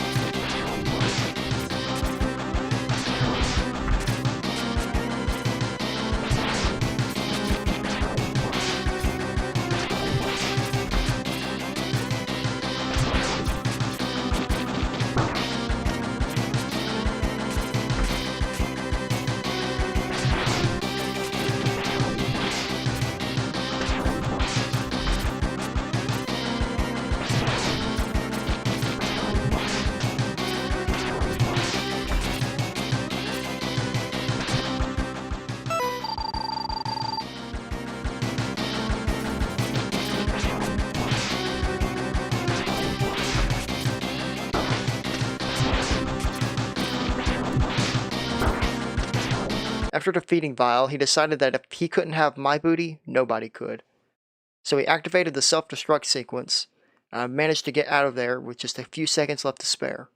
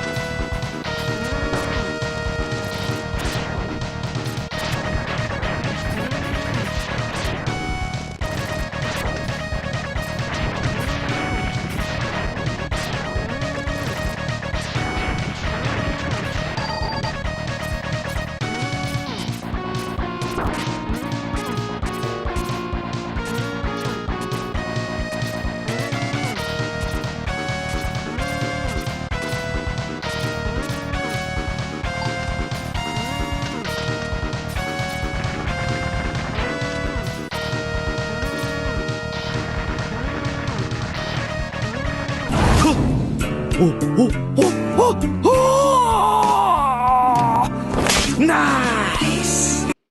All that was left was Crushed Crawfish himself.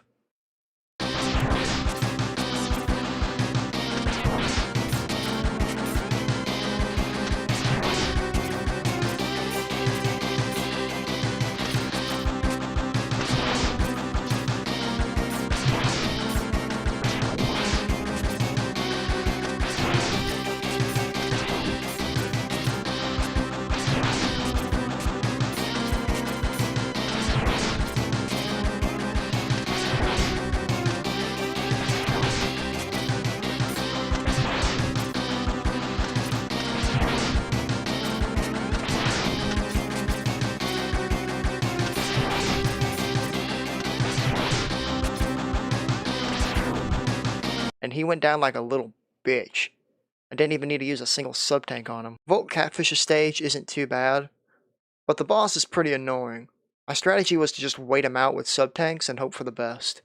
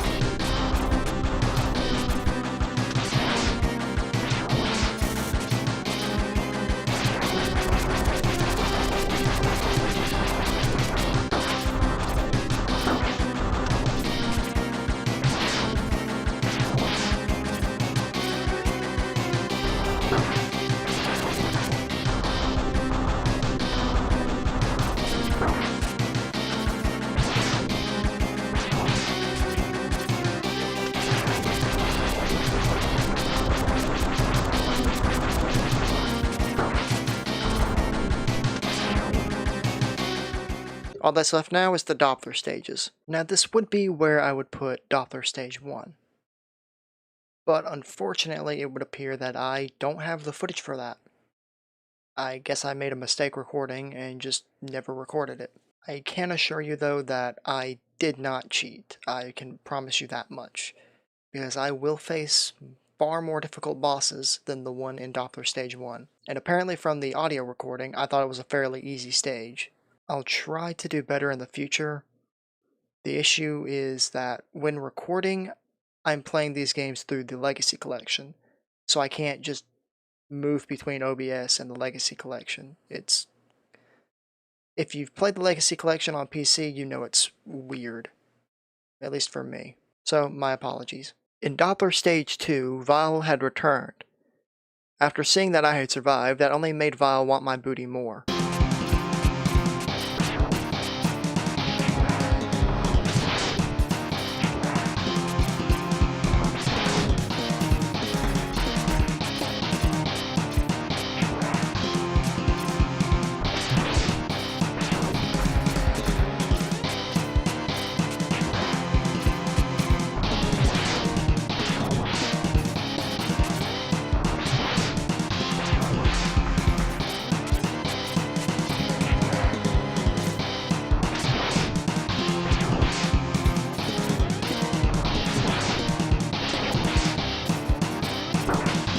But the first phase was super easy.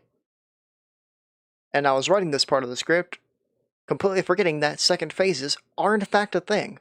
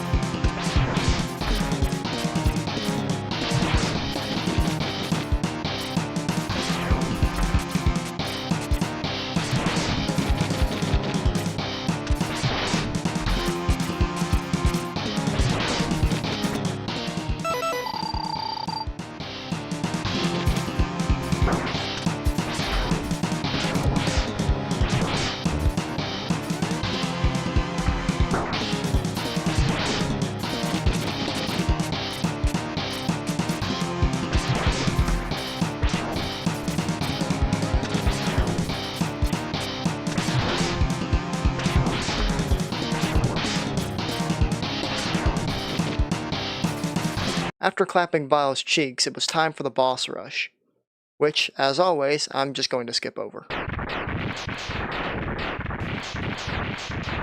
After the boss rush was Dr. Doppler himself.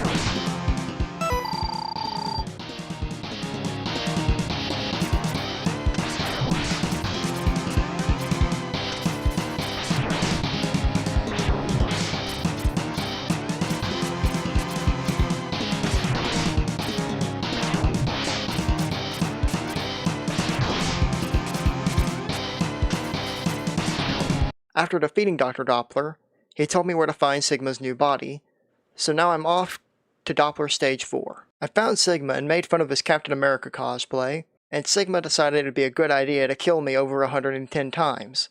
If you ever wonder why these challenge videos don't have a death counter, this is the reason why.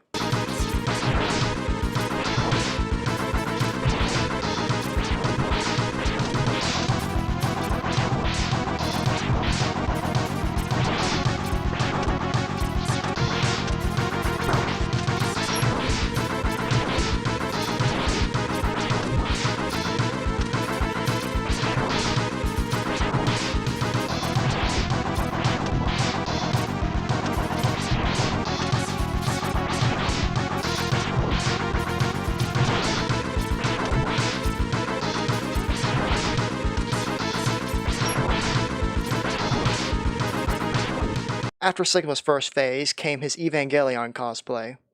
I told Sigma that Gurren Lagann was better, and apparently that was a very hot take, which cost me hours of my life having to fight this boss over and over again.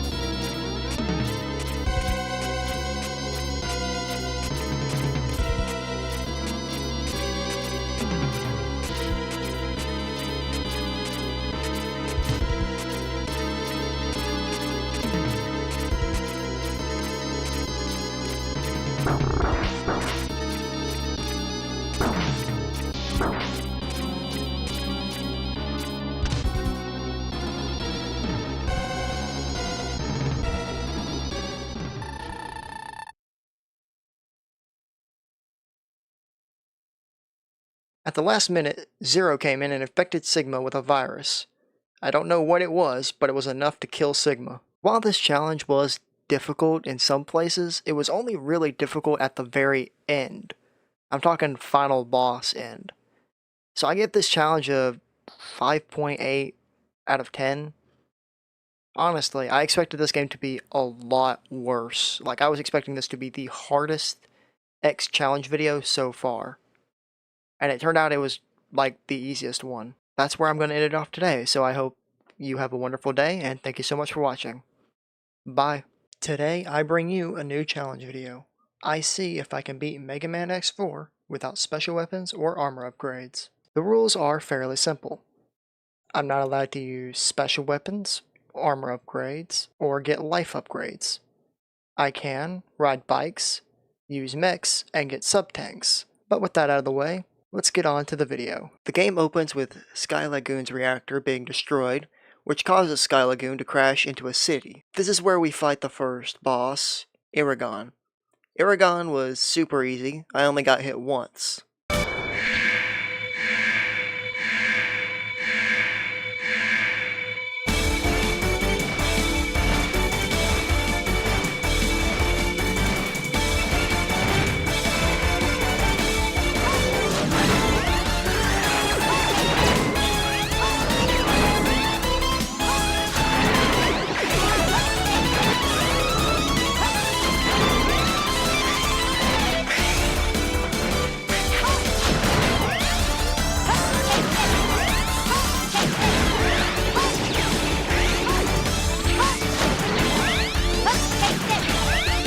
After beating Iragon, we meet up with Colonel, the leader of Repliforce.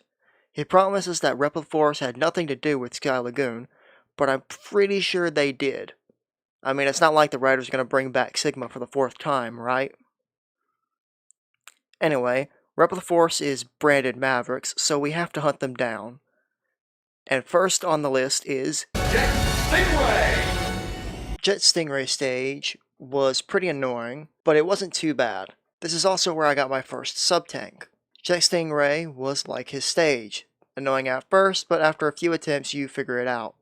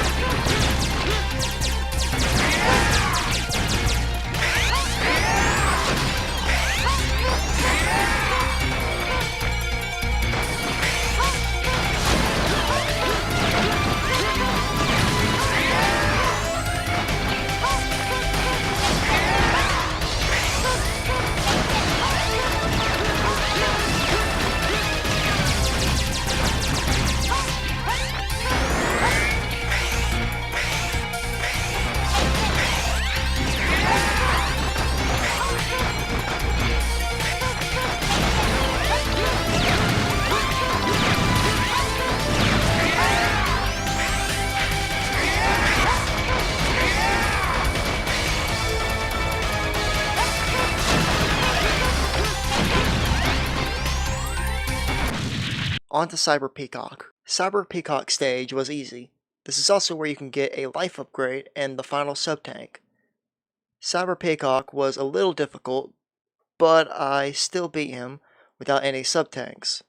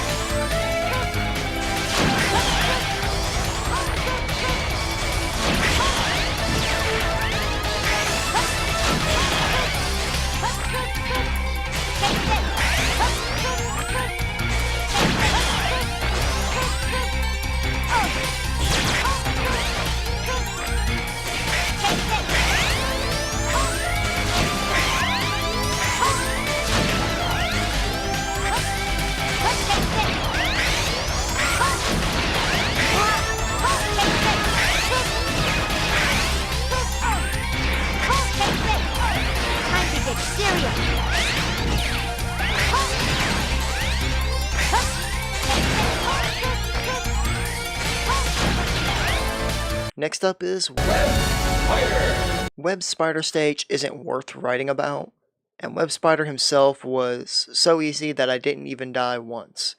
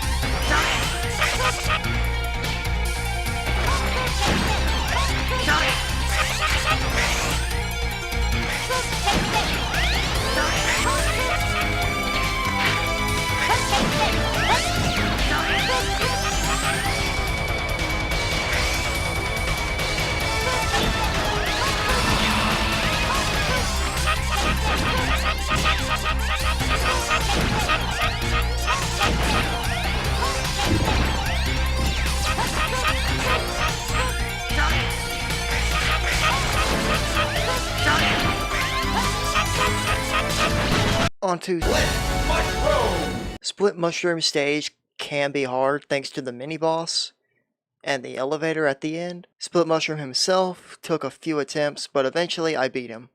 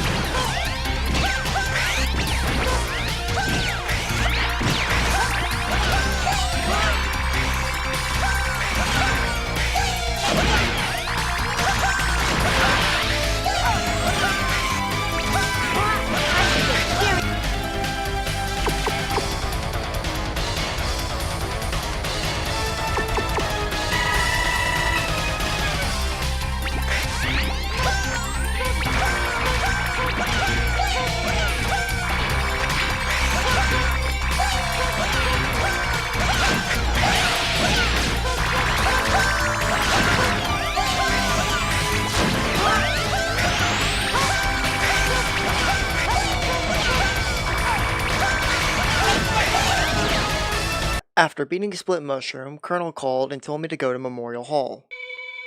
Show me what you've got.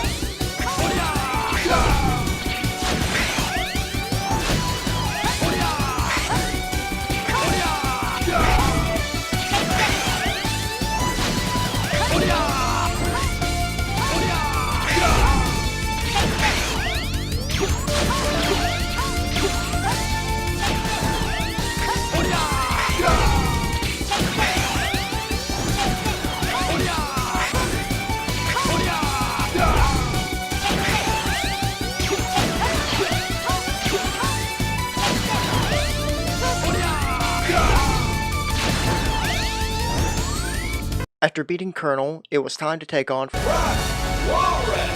Frost Walrus stage has a good spot to fill your sub-tanks. The stage also has 2 items. The weapon tank, which acts as a sub-tank for your special weapons, and the EX tank, which increases your starting lives from 2 to 4. But the W tank is useless to me, and you can't get the EX tank without Web Spider's weapon. Frost Walrus was the easiest boss so far.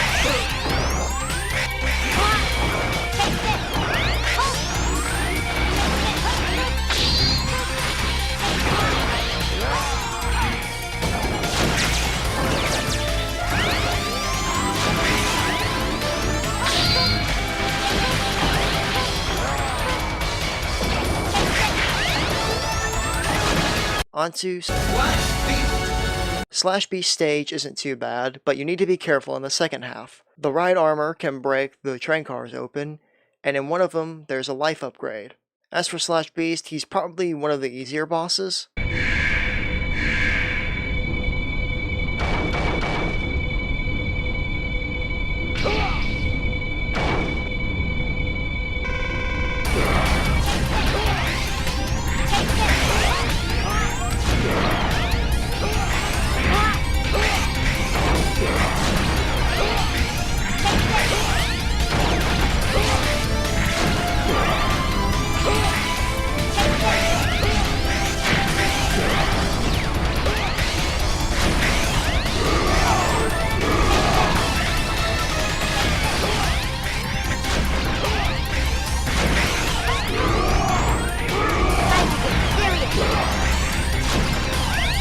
After beating Slash Beast, I went to Storm Owl stage.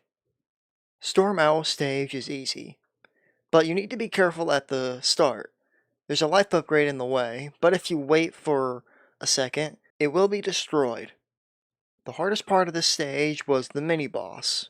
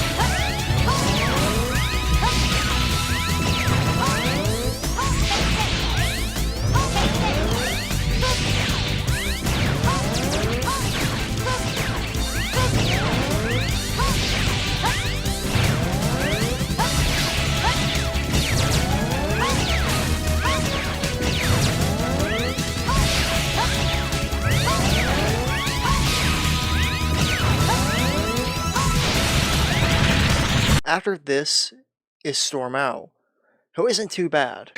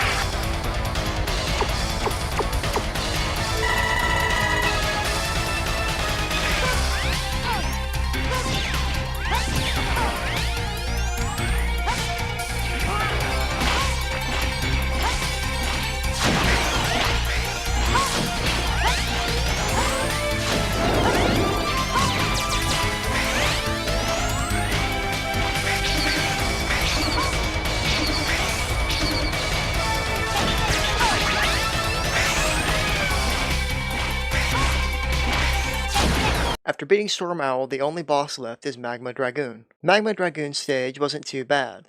The worst part was when my controller died and I had to plug it in. If I had a nickel for every time my controller died during a challenge video, I would have 2 nickels, which isn't a lot, but it's weird that it happened twice.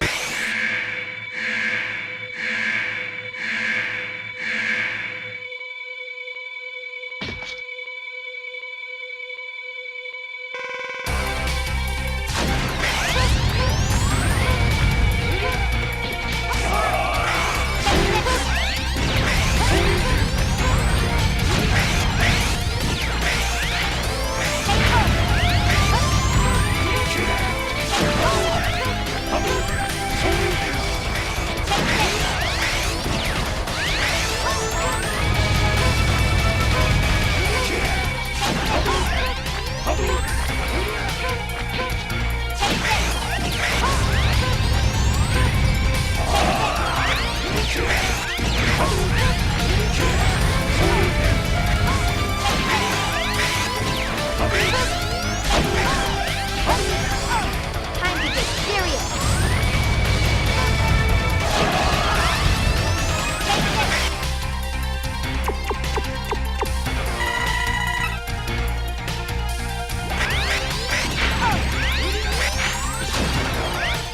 After beating Magma Dragoon, Reploforce started gathering at the spaceport, with plans to build a new nation for Reploids. Colonel tried to stop me, but he went down pretty easily.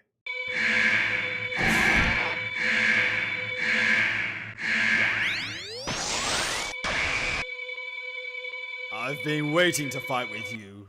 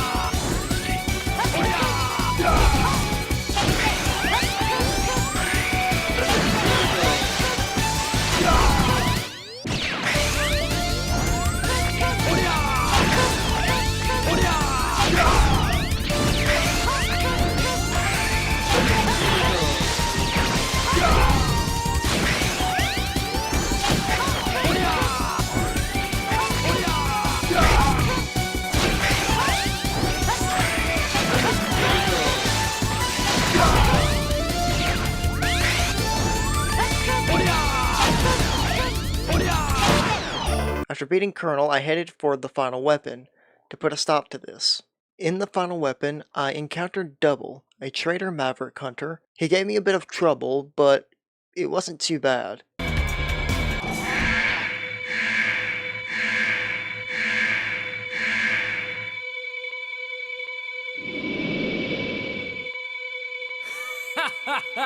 You're gonna get hurt, X.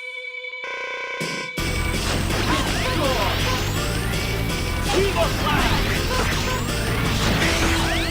Destroy! Evil Flash!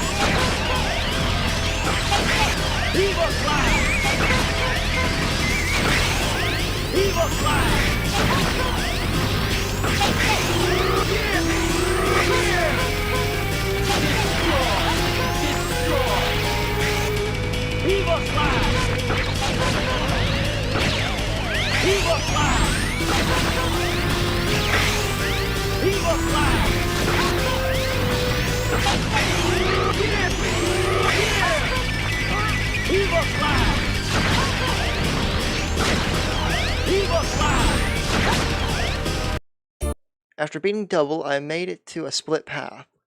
If you're doing an X-Buster only run, you need to take the lower path. The upper path just leads to a dead end. At the end of the path was Repliforce's General. General was pretty easy, probably because he was so big you could hit him from the other side of the room, which just so happens to be my strategy.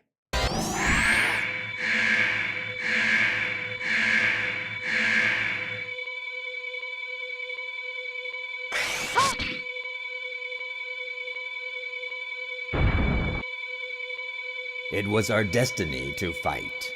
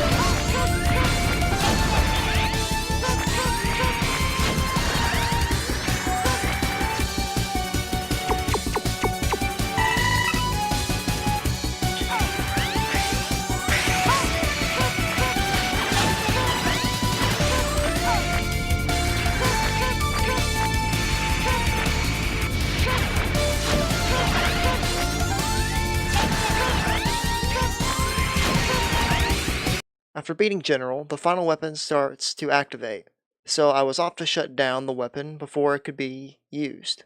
But before that was the boss rush.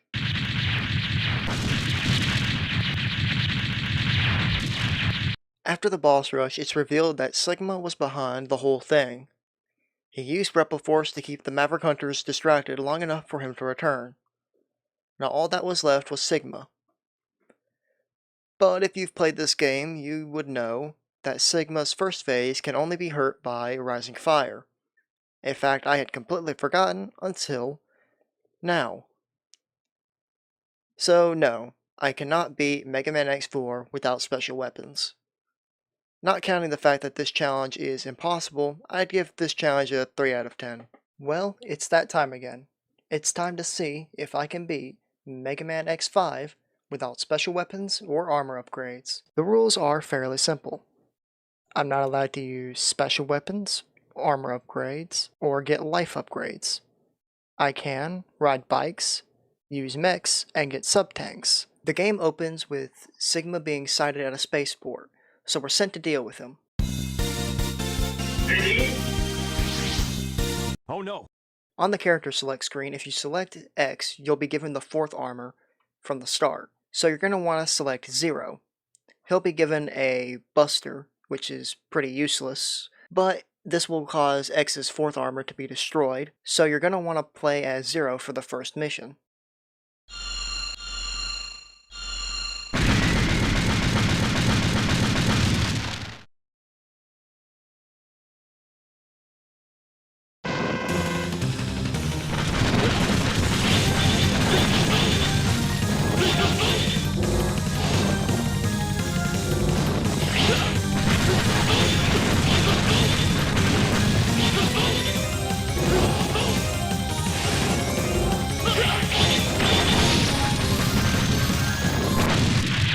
As usual, the intro stage was easy, and so was Sigma. But that was part of Sigma's plan. When he died, the explosion spread the Sigma virus over the entire planet, and to make things worse, the space colony Ark was crashing into the Earth. So we had 16 hours to get 4 parts from 4 Mavericks to power up the Enigma cannon to destroy the Ark. Or we can fire the cannon now and see what happens. The Enigma cannon fails to destroy the Ark, but we have a backup plan, a space shuttle. We just need 4 parts from the last 4 Mavericks to boost its odds of success. Or we can launch it now and see what happens. Luckily, the shuttle manages to destroy the colony, and Zero was able to eject safely. And because of that, I get to skip to the final stages. But first I went to Grizzly Slash's stage to get a sub-tank. Grizzly Slash's stage was annoying, but not too bad. And Grizzly Slash himself was easy.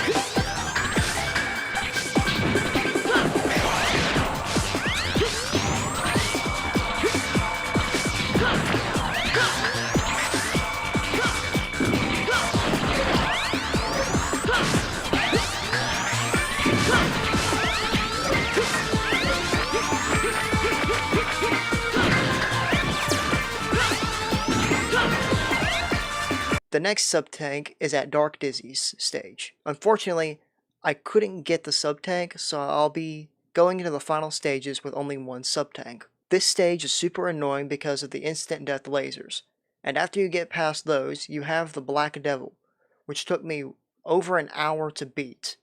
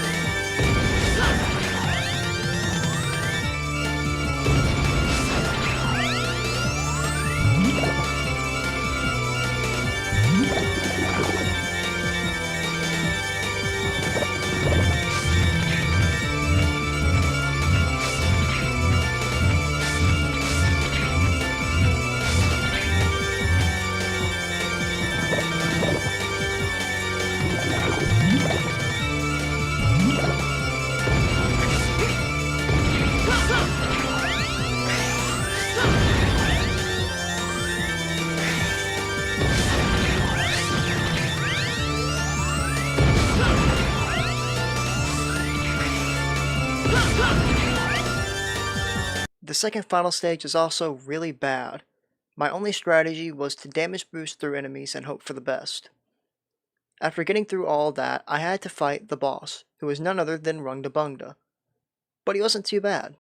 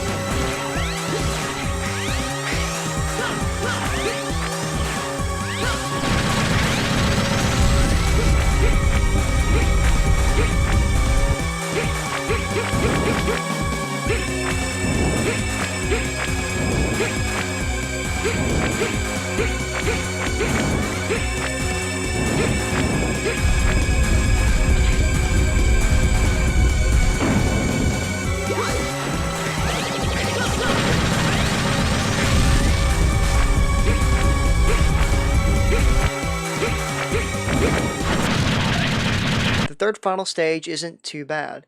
The worst of it's at the start. This is also where you can get the ultimate armor. At the end of the stage was Zero, and X has been ordered to bring him back to base, because when he crashed the shuttle, he was infected by a virus.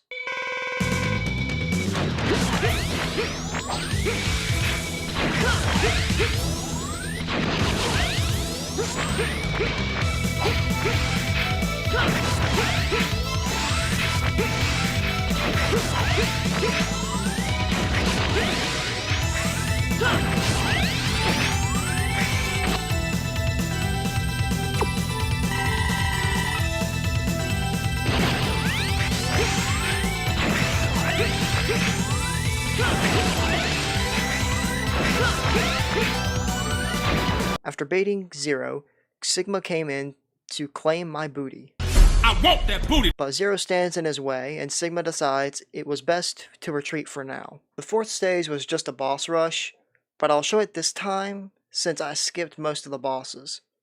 I'll show a time on screen if you want to skip it.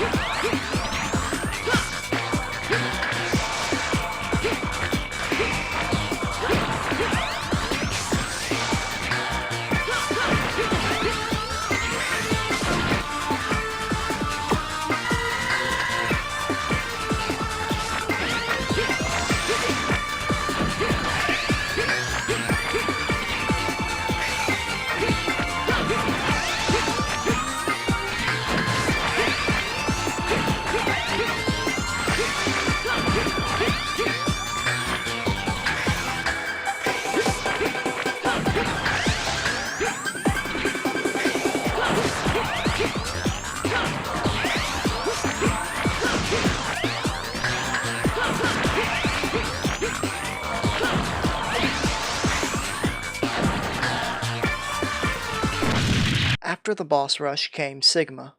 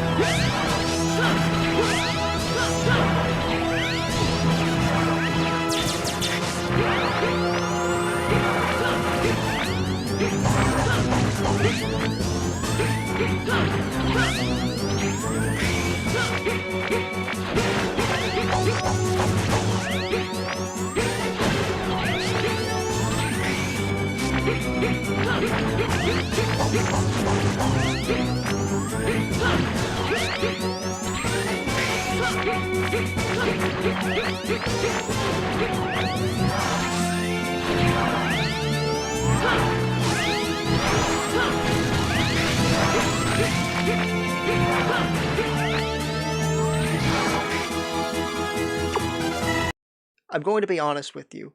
When I got Sigma to half health, I dropped the save state. If you think that's unfair, it still took me over 4.5 hours to beat him.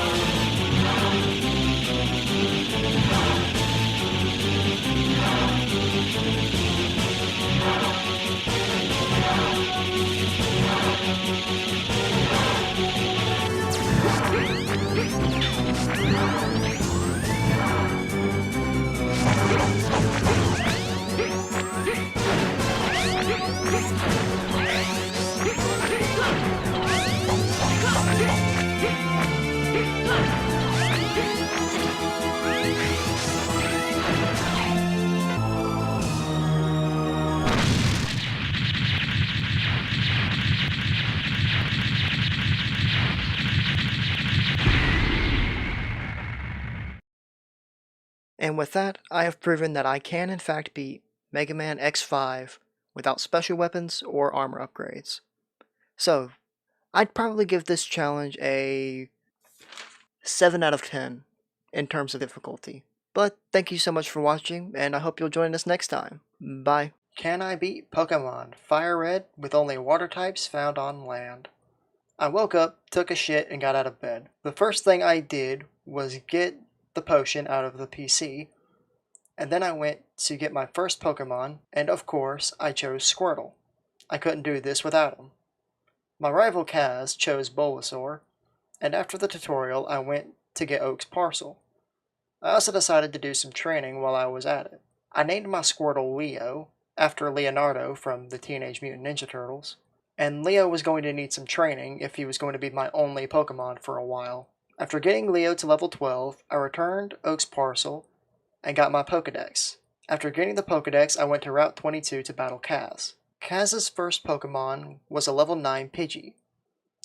Leo used Withdraw 3 times to boost his defense, and Pidgey used Tackle, but it only did 3 damage. Leo used Bubble and it did some damage, but Pidgey retaliated with Sand Attack. Leo used Tackle but missed Pidgey, and Pidgey used Tackle. Leo retaliated with his own attack, putting Pidgey in the yellow. Pidgey used Tackle again, but it barely does anything, and with 2 more tackles, Pidgey went down. Now all that was left was Bulbasaur. Leo's first attack missed, luckily. Bulbasaur isn't going to do a lot of damage. Leo's next attack hits, but so does Bulbasaur's. Leo gets a good hit in, putting Bulbasaur at half health, and with 3 more tackles, Bulbasaur fell. Now with Kaz out of the way, I was off to Brock's gym.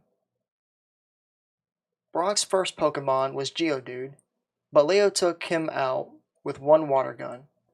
Next up was Onix. Onix used Bind, but missed, allowing Leo to take him out with 1 water gun. After beating Brock, I got the running shoes and made my way to Mount Moon.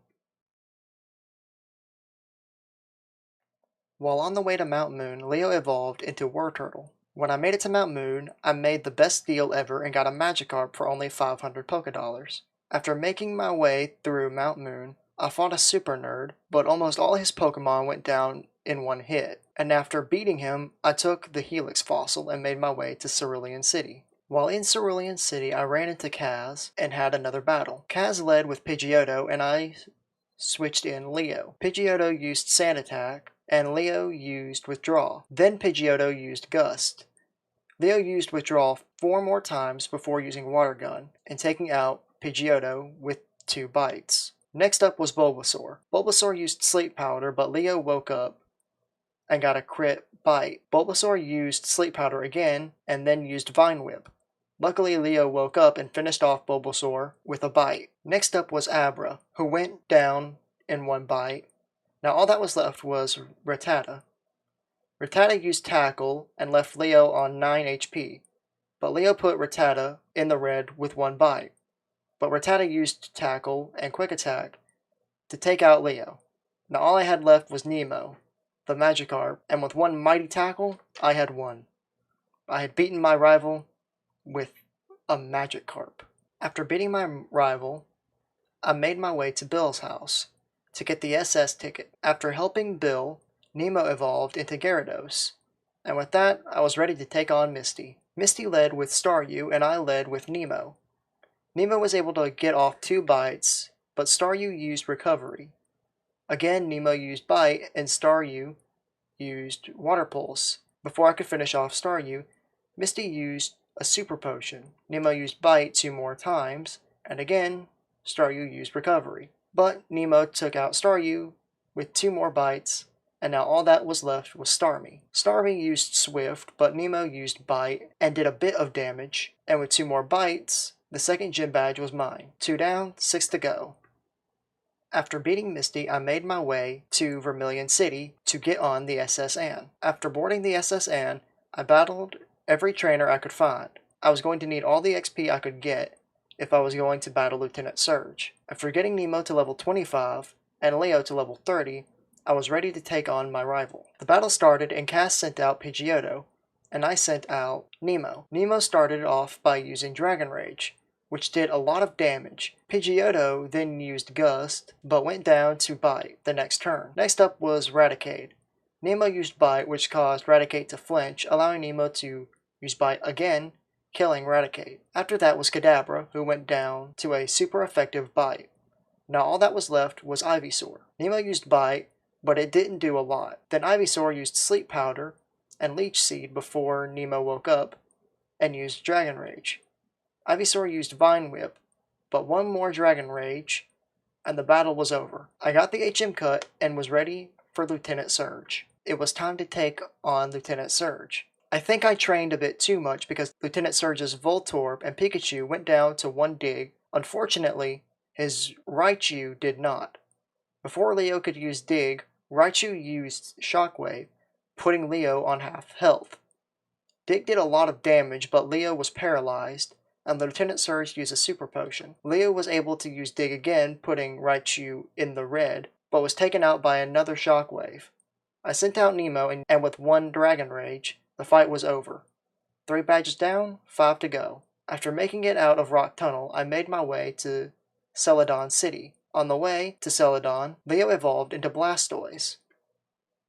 After making it to Cerulean, I got a free Pokemon from the back of a building. Then I went to the department store and got a Water Stone, and then used it, adding V, the Vaporeon, to the team. After getting V, I was ready to take on Team Rocket. After making my way through the Rocket hideout, I was ready for Giovanni. The fight with Giovanni was easy. Both his Onix and Rhydon died to one Water Pulse, and his last Pokemon was Kangaskhan. Kangaskhan used Fake Out, but it didn't do much, and Nemo used Water Pulse, which only did a little better, but 2 Dragon Rages and a Bite took out Kangaskhan. After beating Giovanni, I decided to do the 4th gym while I was still in Cerulean, so I spent a few minutes in the game corner getting coins to buy Flamethrower. Erica was easy thanks to Flamethrower. Erica's Victory Bell and Tangela both went down in one Flamethrower. Erica's last Pokemon was Vileplume. Nemo used Flamethrower and did a lot of damage, and Erica used Stun Spore and then used a Hyper Potion. But 2 more Flamethrowers took it out. 4 badges down, 4 to go. After beating Erica, I went to the Pokemon Tower to get the Pokeflu.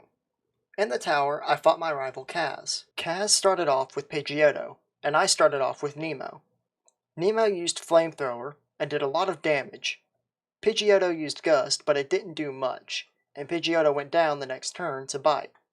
Next up was Gyarados, who went down into Dragon Rages. But Kaz was able to use Thrash before dying. After that, all of Kaz's Pokemon went down to 1 hit. After beating my rival and kicking Team Rocket out of the Pokemon Tower, Mr. Fuji gave me the Pokeflute.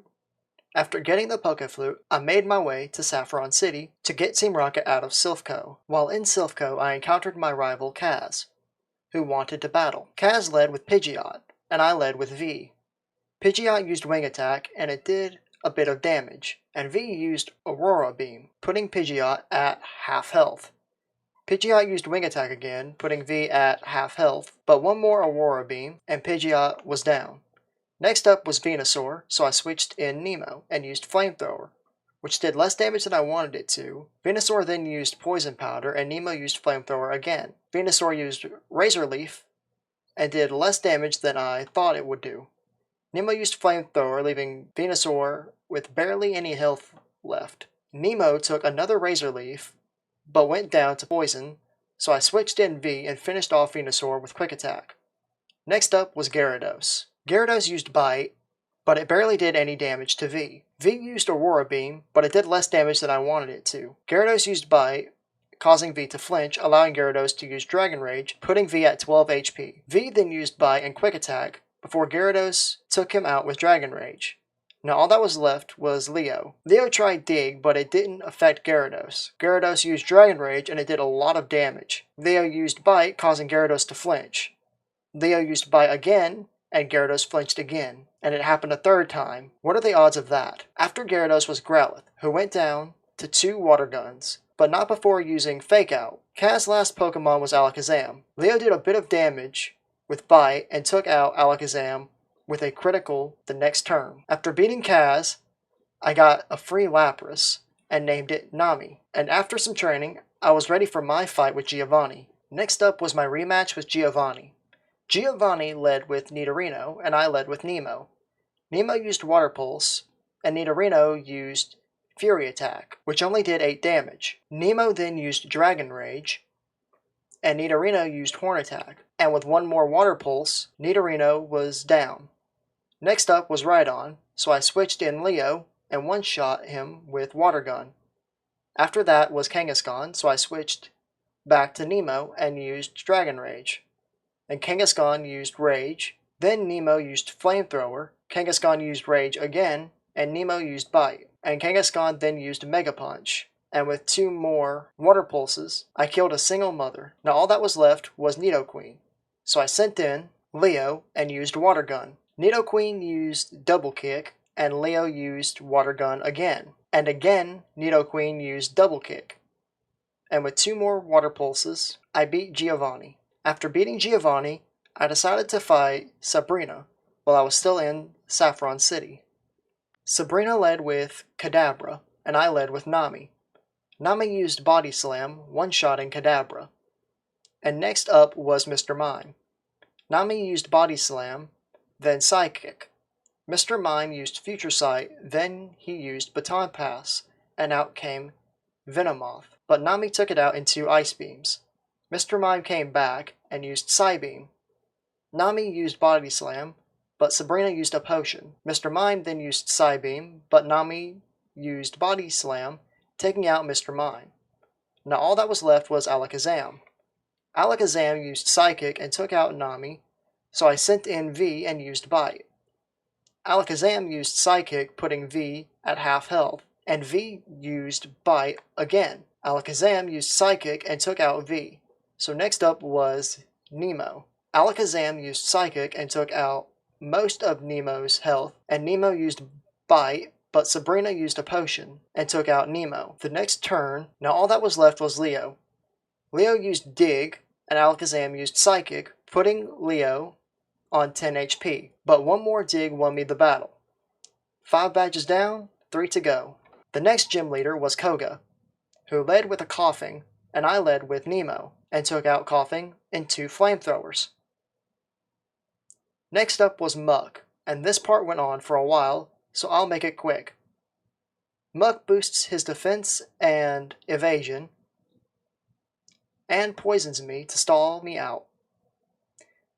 Muck managed to take out Leo and Nemo before Nami was able to finish him off.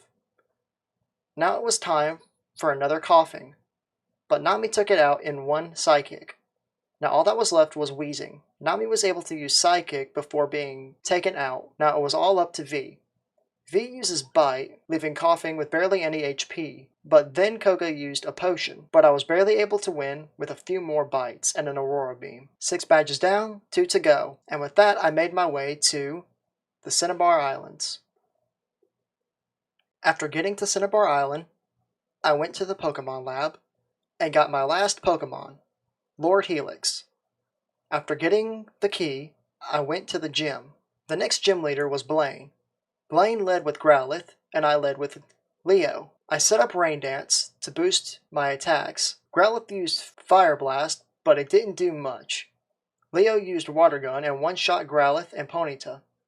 Next up was Rapidash, who took 2 Water Guns to go down, but it was able to use Stomp. All that was left was Arcanine. I had to set up Rain Dance again, and Arcanine used Fire Blast, and Leo one-shot Arcanine. 7 badges down, 1 to go.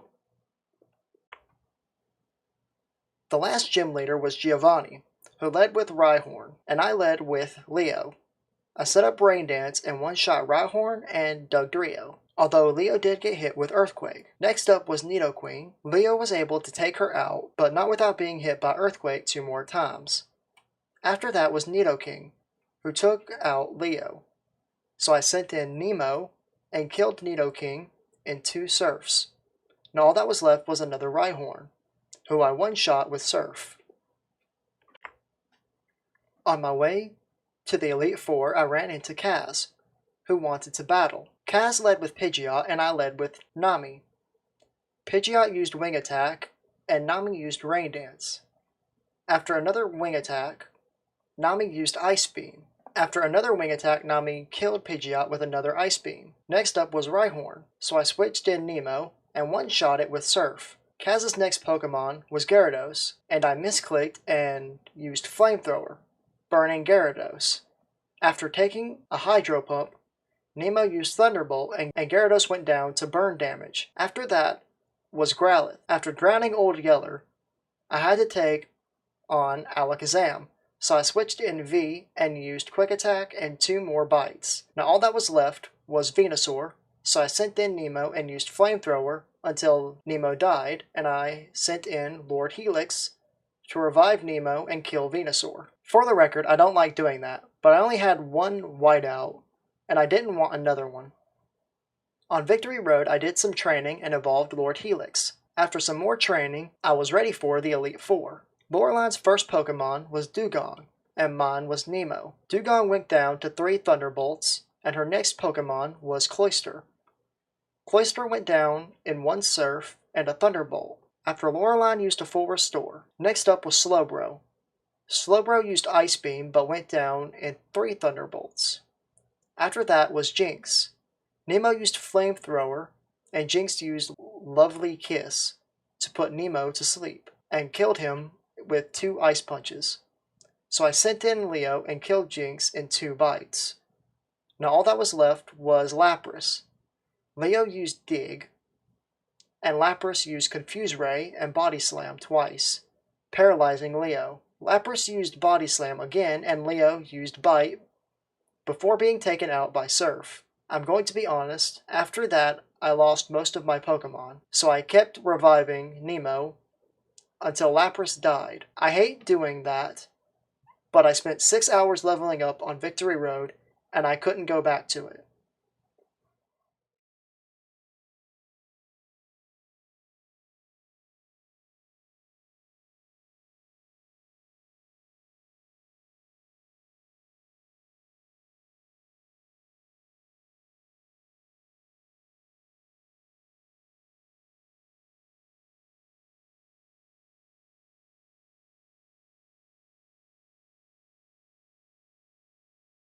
Next up was Bruno. Bruno's first Pokemon was Onix, and mine was Leo. Leo set up Rain Dance and killed Onix with 1 Water Gun. Next up was Hitmonchan, so I switched in Nami. After taking a Sky Uppercut, Nami used Psychic but failed to kill and was taken out with a Mach Punch. I sent in Leo and almost killed Hitmonchan, but Bruno used a full restore. But Leo was able to take out Hitmonchan with a few digs, but not without taking some serious damage. Next up was Hitmonlee, so I sent in Lord Helix. Lord Helix used Toxic to poison Hitmonlee before being taken out. After that, I sent in Nemo and used Dragon Rage. Nemo almost went down to a Mega Kick, but Hitmonlee went down with 1 more Dragon Rage and Poison. After that was Machamp. Nemo used Dragon Rage, but it didn't do much. After Nemo died, I sent in V and used Aurora Beam. After that, I used Bite, but it did nothing. V was able to get Hitmonchan to low yellow with Aurora Beam before dying. Now all I had left was Leo on 2 HP. I took a risk and used Dig, hoping to kill Hitmonchan, and it worked. Hitmonchan died, and all that was left was Onix. I used a full restore on Leo just in case, and one-shot Onix with Water Gun. Agatha's first Pokemon was Gengar, and mine was Leo. Leo used Bite, putting Gengar at half health. Gengar used Double Team and Toxic. After a few attempts, I was finally able to bite Gengar, and 1 more attack would kill it. But Agatha healed Gengar, and Leo died to poison, so I sent in Lord Helix. Gengar used Confuse Ray, but Lord Helix snapped out of it, and killed Gengar in 3 bites. Next up was Golbat, so I switched in Nami. Golbat used Confuse Ray, but Nami killed Golbat with 2 Psychics. After that was Arbok. Arbok used Sludge Bomb, and Nami put it at half health with Psychic before dying. After that I sent in Nemo and killed Arbok with Flamethrower and Dragon Rage. Next up was another Gengar, and Nemo used Dragon Rage before being put to sleep by Gengar's hypnosis. After that I switched in V and used Bite, but not without taking a lot of damage. V went down the next turn, so I sent in Lord Helix and almost killed Gengar, but Agatha used a full restore. Lord Helix used Bite, but Gengar used Hypnosis. Luckily, Lord Helix woke up, and with 2 more bites, Gengar died. Now all that was left is Haunter, who went down to 2 bites. Lance's first Pokemon was Gyarados, and mine was Nemo. Lance's Gyarados went down in 2 Thunderbolts. Next up was Aerodactyl. Aerodactyl used Ancient Power and almost killed Nemo. Nemo used Surf before dying on the next turn. After that, I sent in Leo and used Rain Dance and Water Gun before dying to a Hyper Beam. Next, I sent out Lord Helix and killed Aerodactyl with Surf. Next up was Dragonair, so I sent in V and killed both Dragonairs with Aurora Beam. Now all that was left was Dragonite. Dragonite used Wing Attack and V used Aurora Beam before going down the next turn. After that, I sent in Nami and used Ice Beam to kill Dragonite. Now there was only one fight left, and it was against Kaz. Kaz's first Pokemon was Pidgeot, and mine was Lord Helix. Lord Helix used Toxic, and Pidgeot used Aerial Ace twice, and Lord Helix used Spike Cannon. I almost killed Pidgeot, but Kaz healed with a full restore, but eventually I killed it with a combo of Surf and Poison. Next up was Rhyhorn, so I sent in Leo and killed it with 2 Water Guns. Next up was Venusaur, so I sent in Nemo and used Flamethrower and Dragon Rage, and one more Flamethrower before Nemo died to a Solar Beam, and I sent in Leo and used Dig, but Leo also died to a Solar Beam. After that, I sent in Nami and killed Venusaur with Ice Beam. Next up was Alakazam, so I sent in Lord Helix, who immediately died to Psychic. But V was able to use Bite before dying, so I once again kept healing until I saw an opening, and killed Alakazam with 2 Dragon Rages from Nemo. Next up was Gyarados. Nemo used Thunderbolt and put Gyarados at half health, before dying to a Thrash. After that, I sent in Nami so I could heal Nemo and kill Gyarados with Thunderbolt. Next up was Arcanine. Arcanine used Extreme Speed and put Nemo in the red. Nemo used Surf and did half damage before Nemo died, and I healed Nami. Arcanine used Flamethrower and gave me a scare, so I healed Nemo, and after Nami died, I used Surf to kill Arcanine. And with that, I beat Pokemon Fire Red with only water types found on land, and it only took me 25 hours.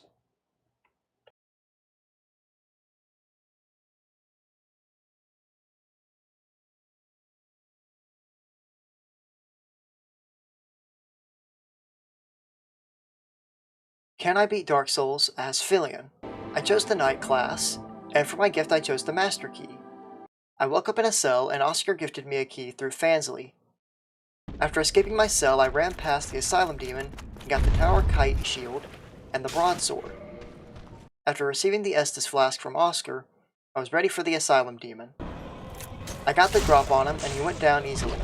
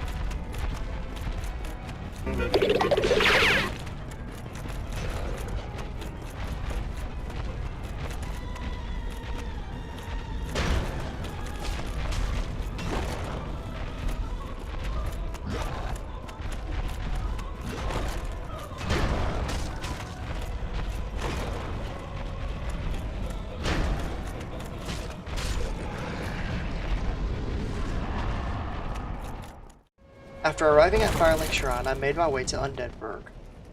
When I got to Undeadburg, I decided to farm for souls, and after a few minutes of farming, I bought a bow and some arrows. It's a surprise tool that will help us later. I also bought the Little Fillian armor. The Little Fillian armor is slightly worse than the Cop Fillian armor, but it has better magic protection. I decided to fight the Black Knight in the hopes that he would drop his sword, but all I got was a chunk of Titanite.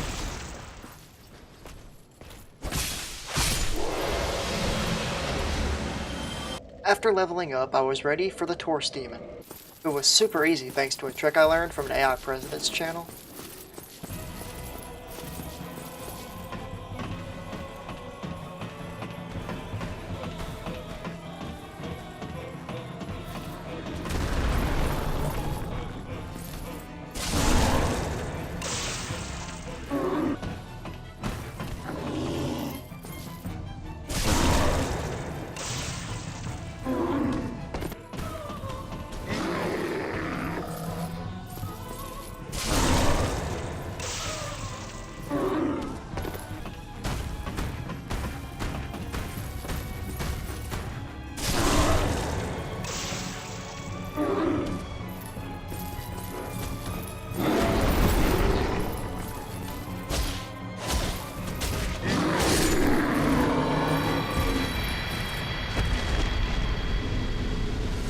After killing the Taurus demon, I got a new weapon and ran across the bridge, but I forgot to record it.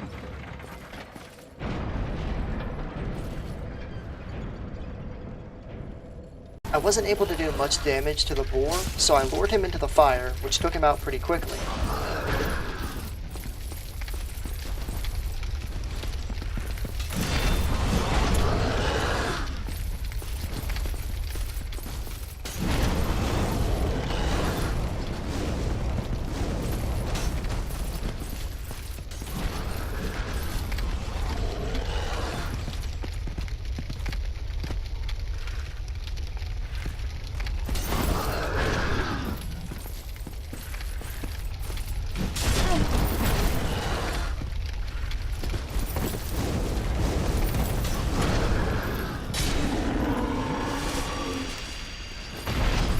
He dropped a helmet, but unfortunately I couldn't wear it because it's not Fillian themed.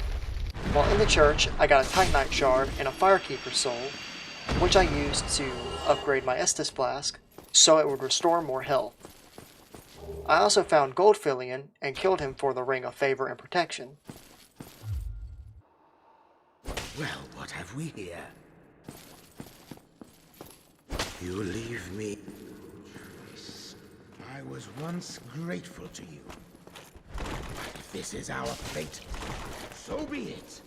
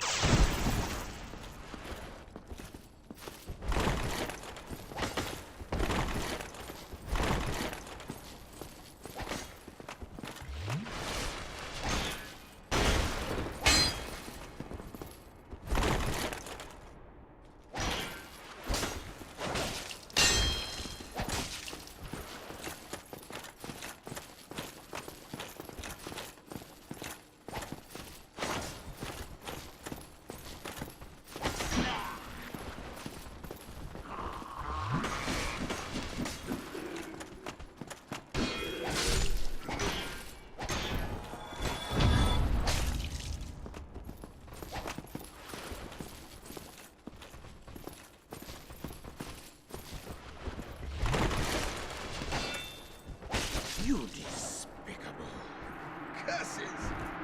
How could I?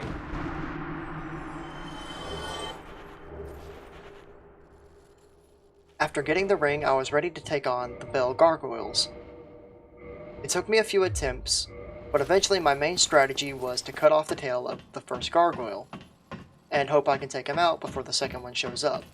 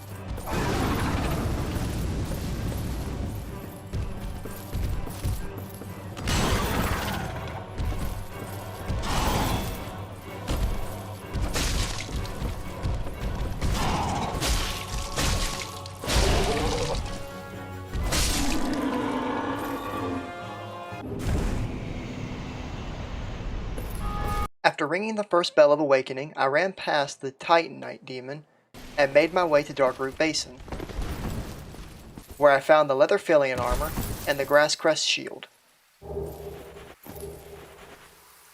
After getting my new shield, I made my way to New Lando Ruins, and used the Master Key to take a shortcut to Blighttown. After running across a swamp naked, I was ready for Kellogg,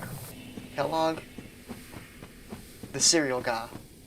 Even though I wasn't doing a lot of damage, Kellogg, however the fuck you're supposed to pronounce that, was pretty easy.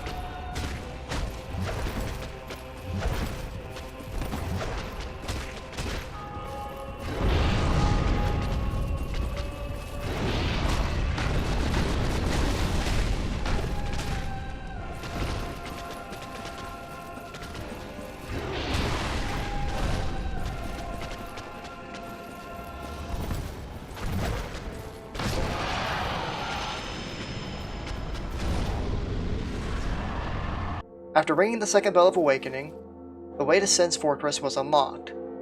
But before I went to Sen's Fortress, I needed a new weapon. So I spent some time upgrading my strength and the Gargoyle Tail Axe, so I fought the Copper Demon for some extra souls.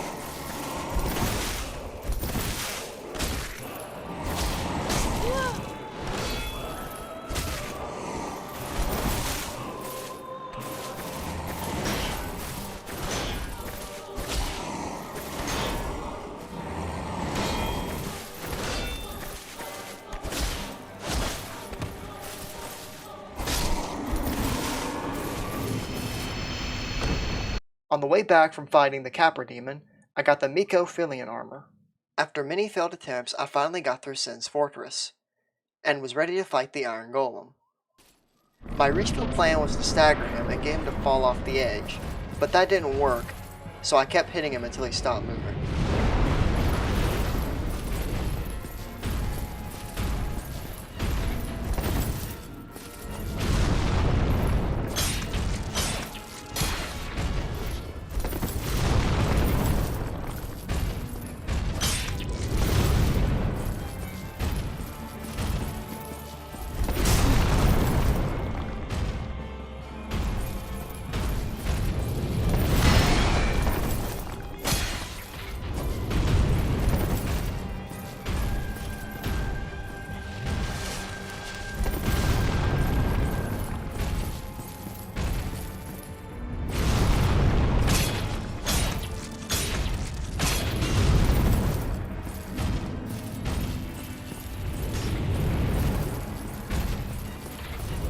Medic is the definition of win-win situation, actually, if you think about it.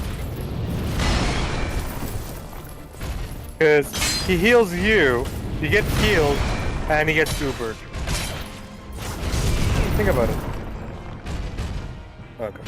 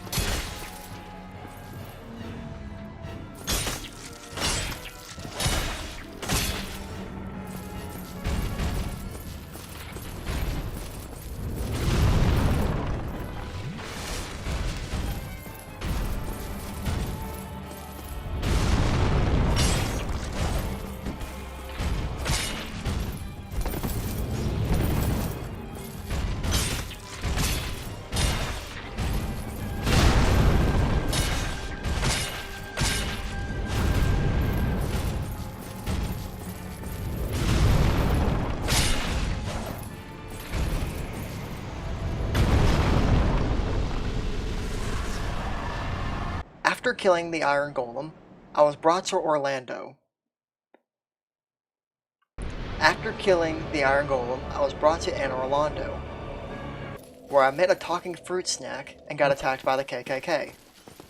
Same team! Same team!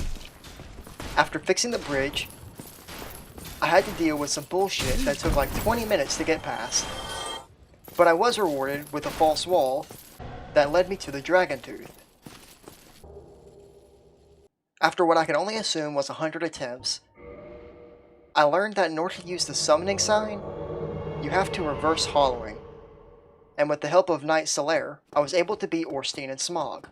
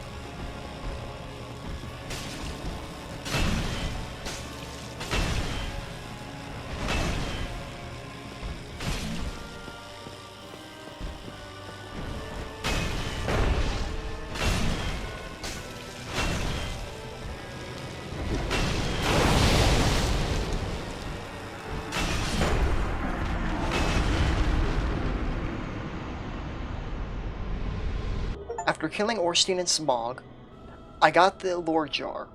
After getting the Lore Jar, I made my way to the Demon Ruins, and fought Ceaseless Discharge. By the way, the armor you get here is a little glitchy sometimes. It looks like you're not wearing anything when it's equipped, so if you see me not wearing anything for the next little bit, I'm probably wearing this armor.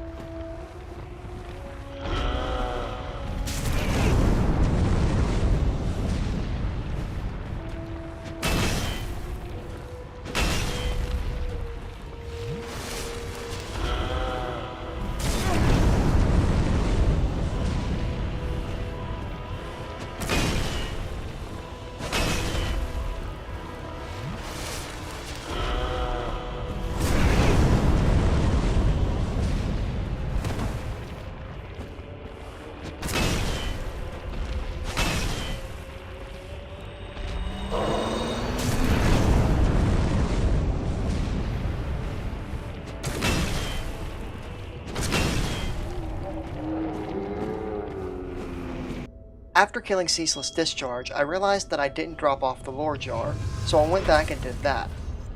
After that, I was ready to fight the Demon Fire Sage.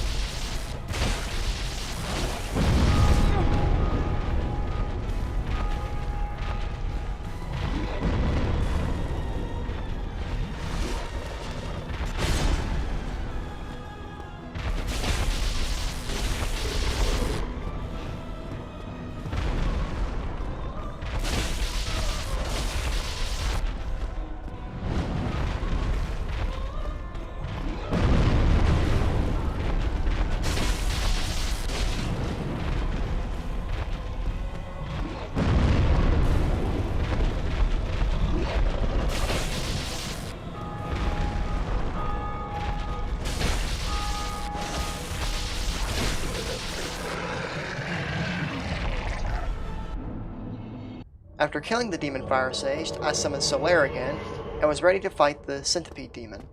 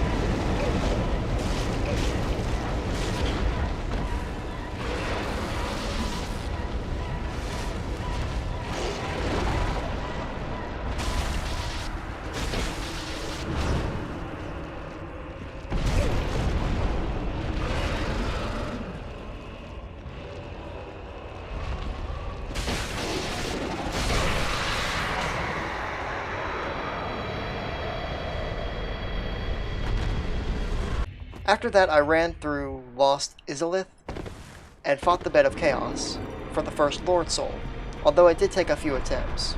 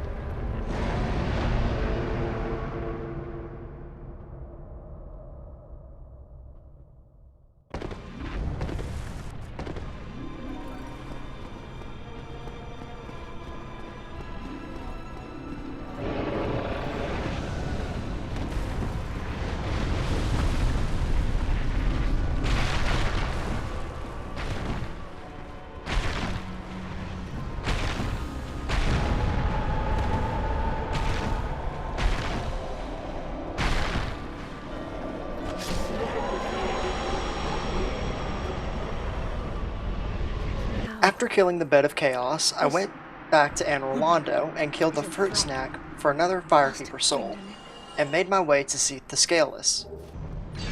I lost the fight with Seath, and he locked me in a cell. And when I escaped my cell, somebody started playing horrible music. From the screen to the ring to the pen to the king. After turning that shit off, I went to have a rematch with Seath.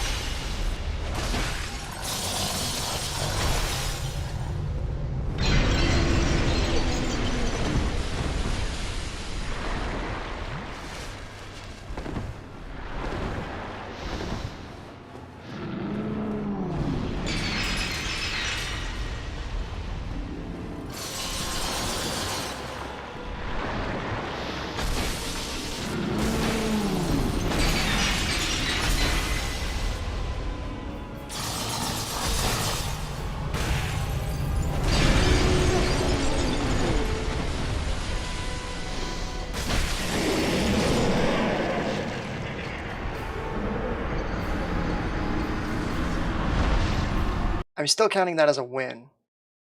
After killing Seath, I decided I needed better armor, so I fought Havel for his ring.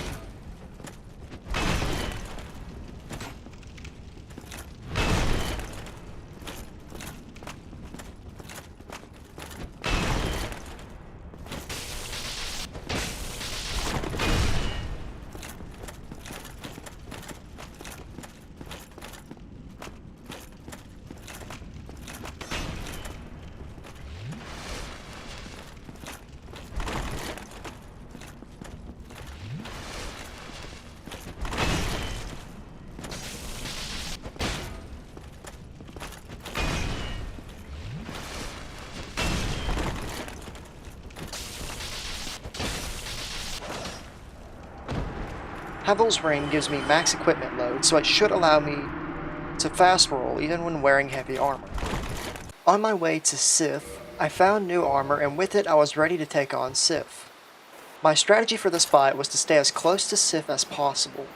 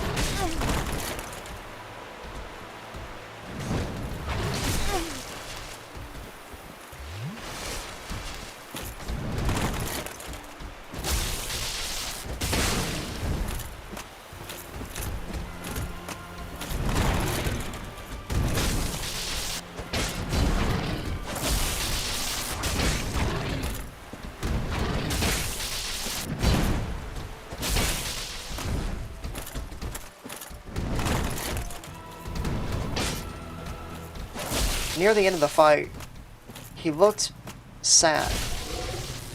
You might say he was a miserable doggo. Oh, brother, this guy stinks! After killing Sif, I was ready to take on the Four Kings, so I made my way to New Londo and got the key so I could drain the water.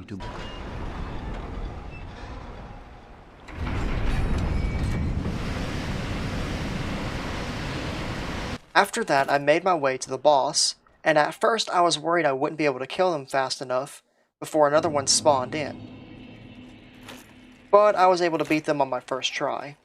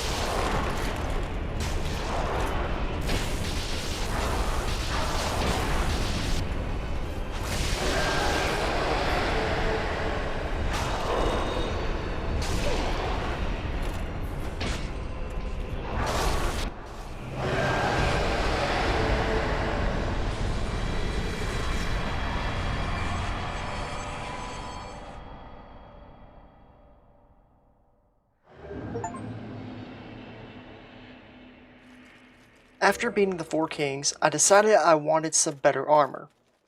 So I bought the bunny suit armor and killed Pinwheel in 4 hits.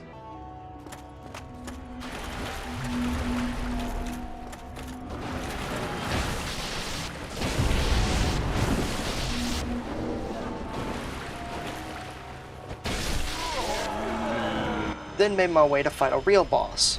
Gravelord Naito was actually pretty easy. My strategy was to stay close to him and not really worry about the skeletons, as Naito's attacks would kill them.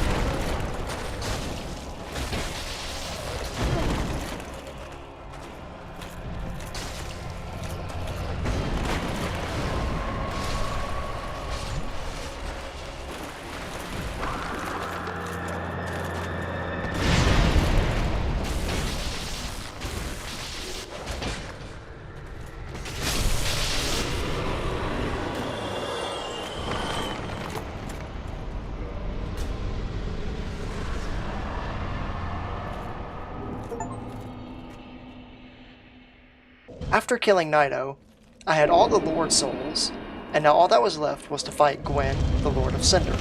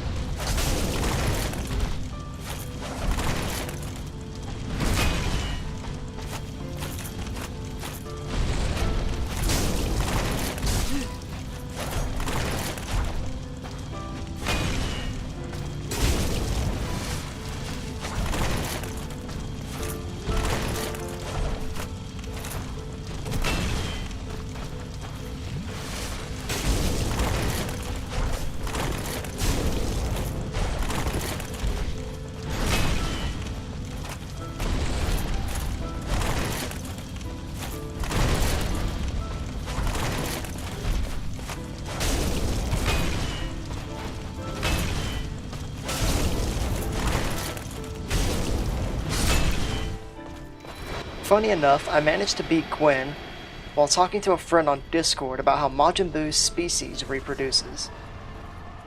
And with that, I had beaten Dark Souls as Fillian, and it only took me 29 hours and 12 minutes. If you're curious about this mod yourself, a link will be in the description down below.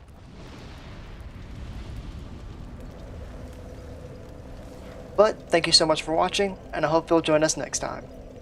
Bye!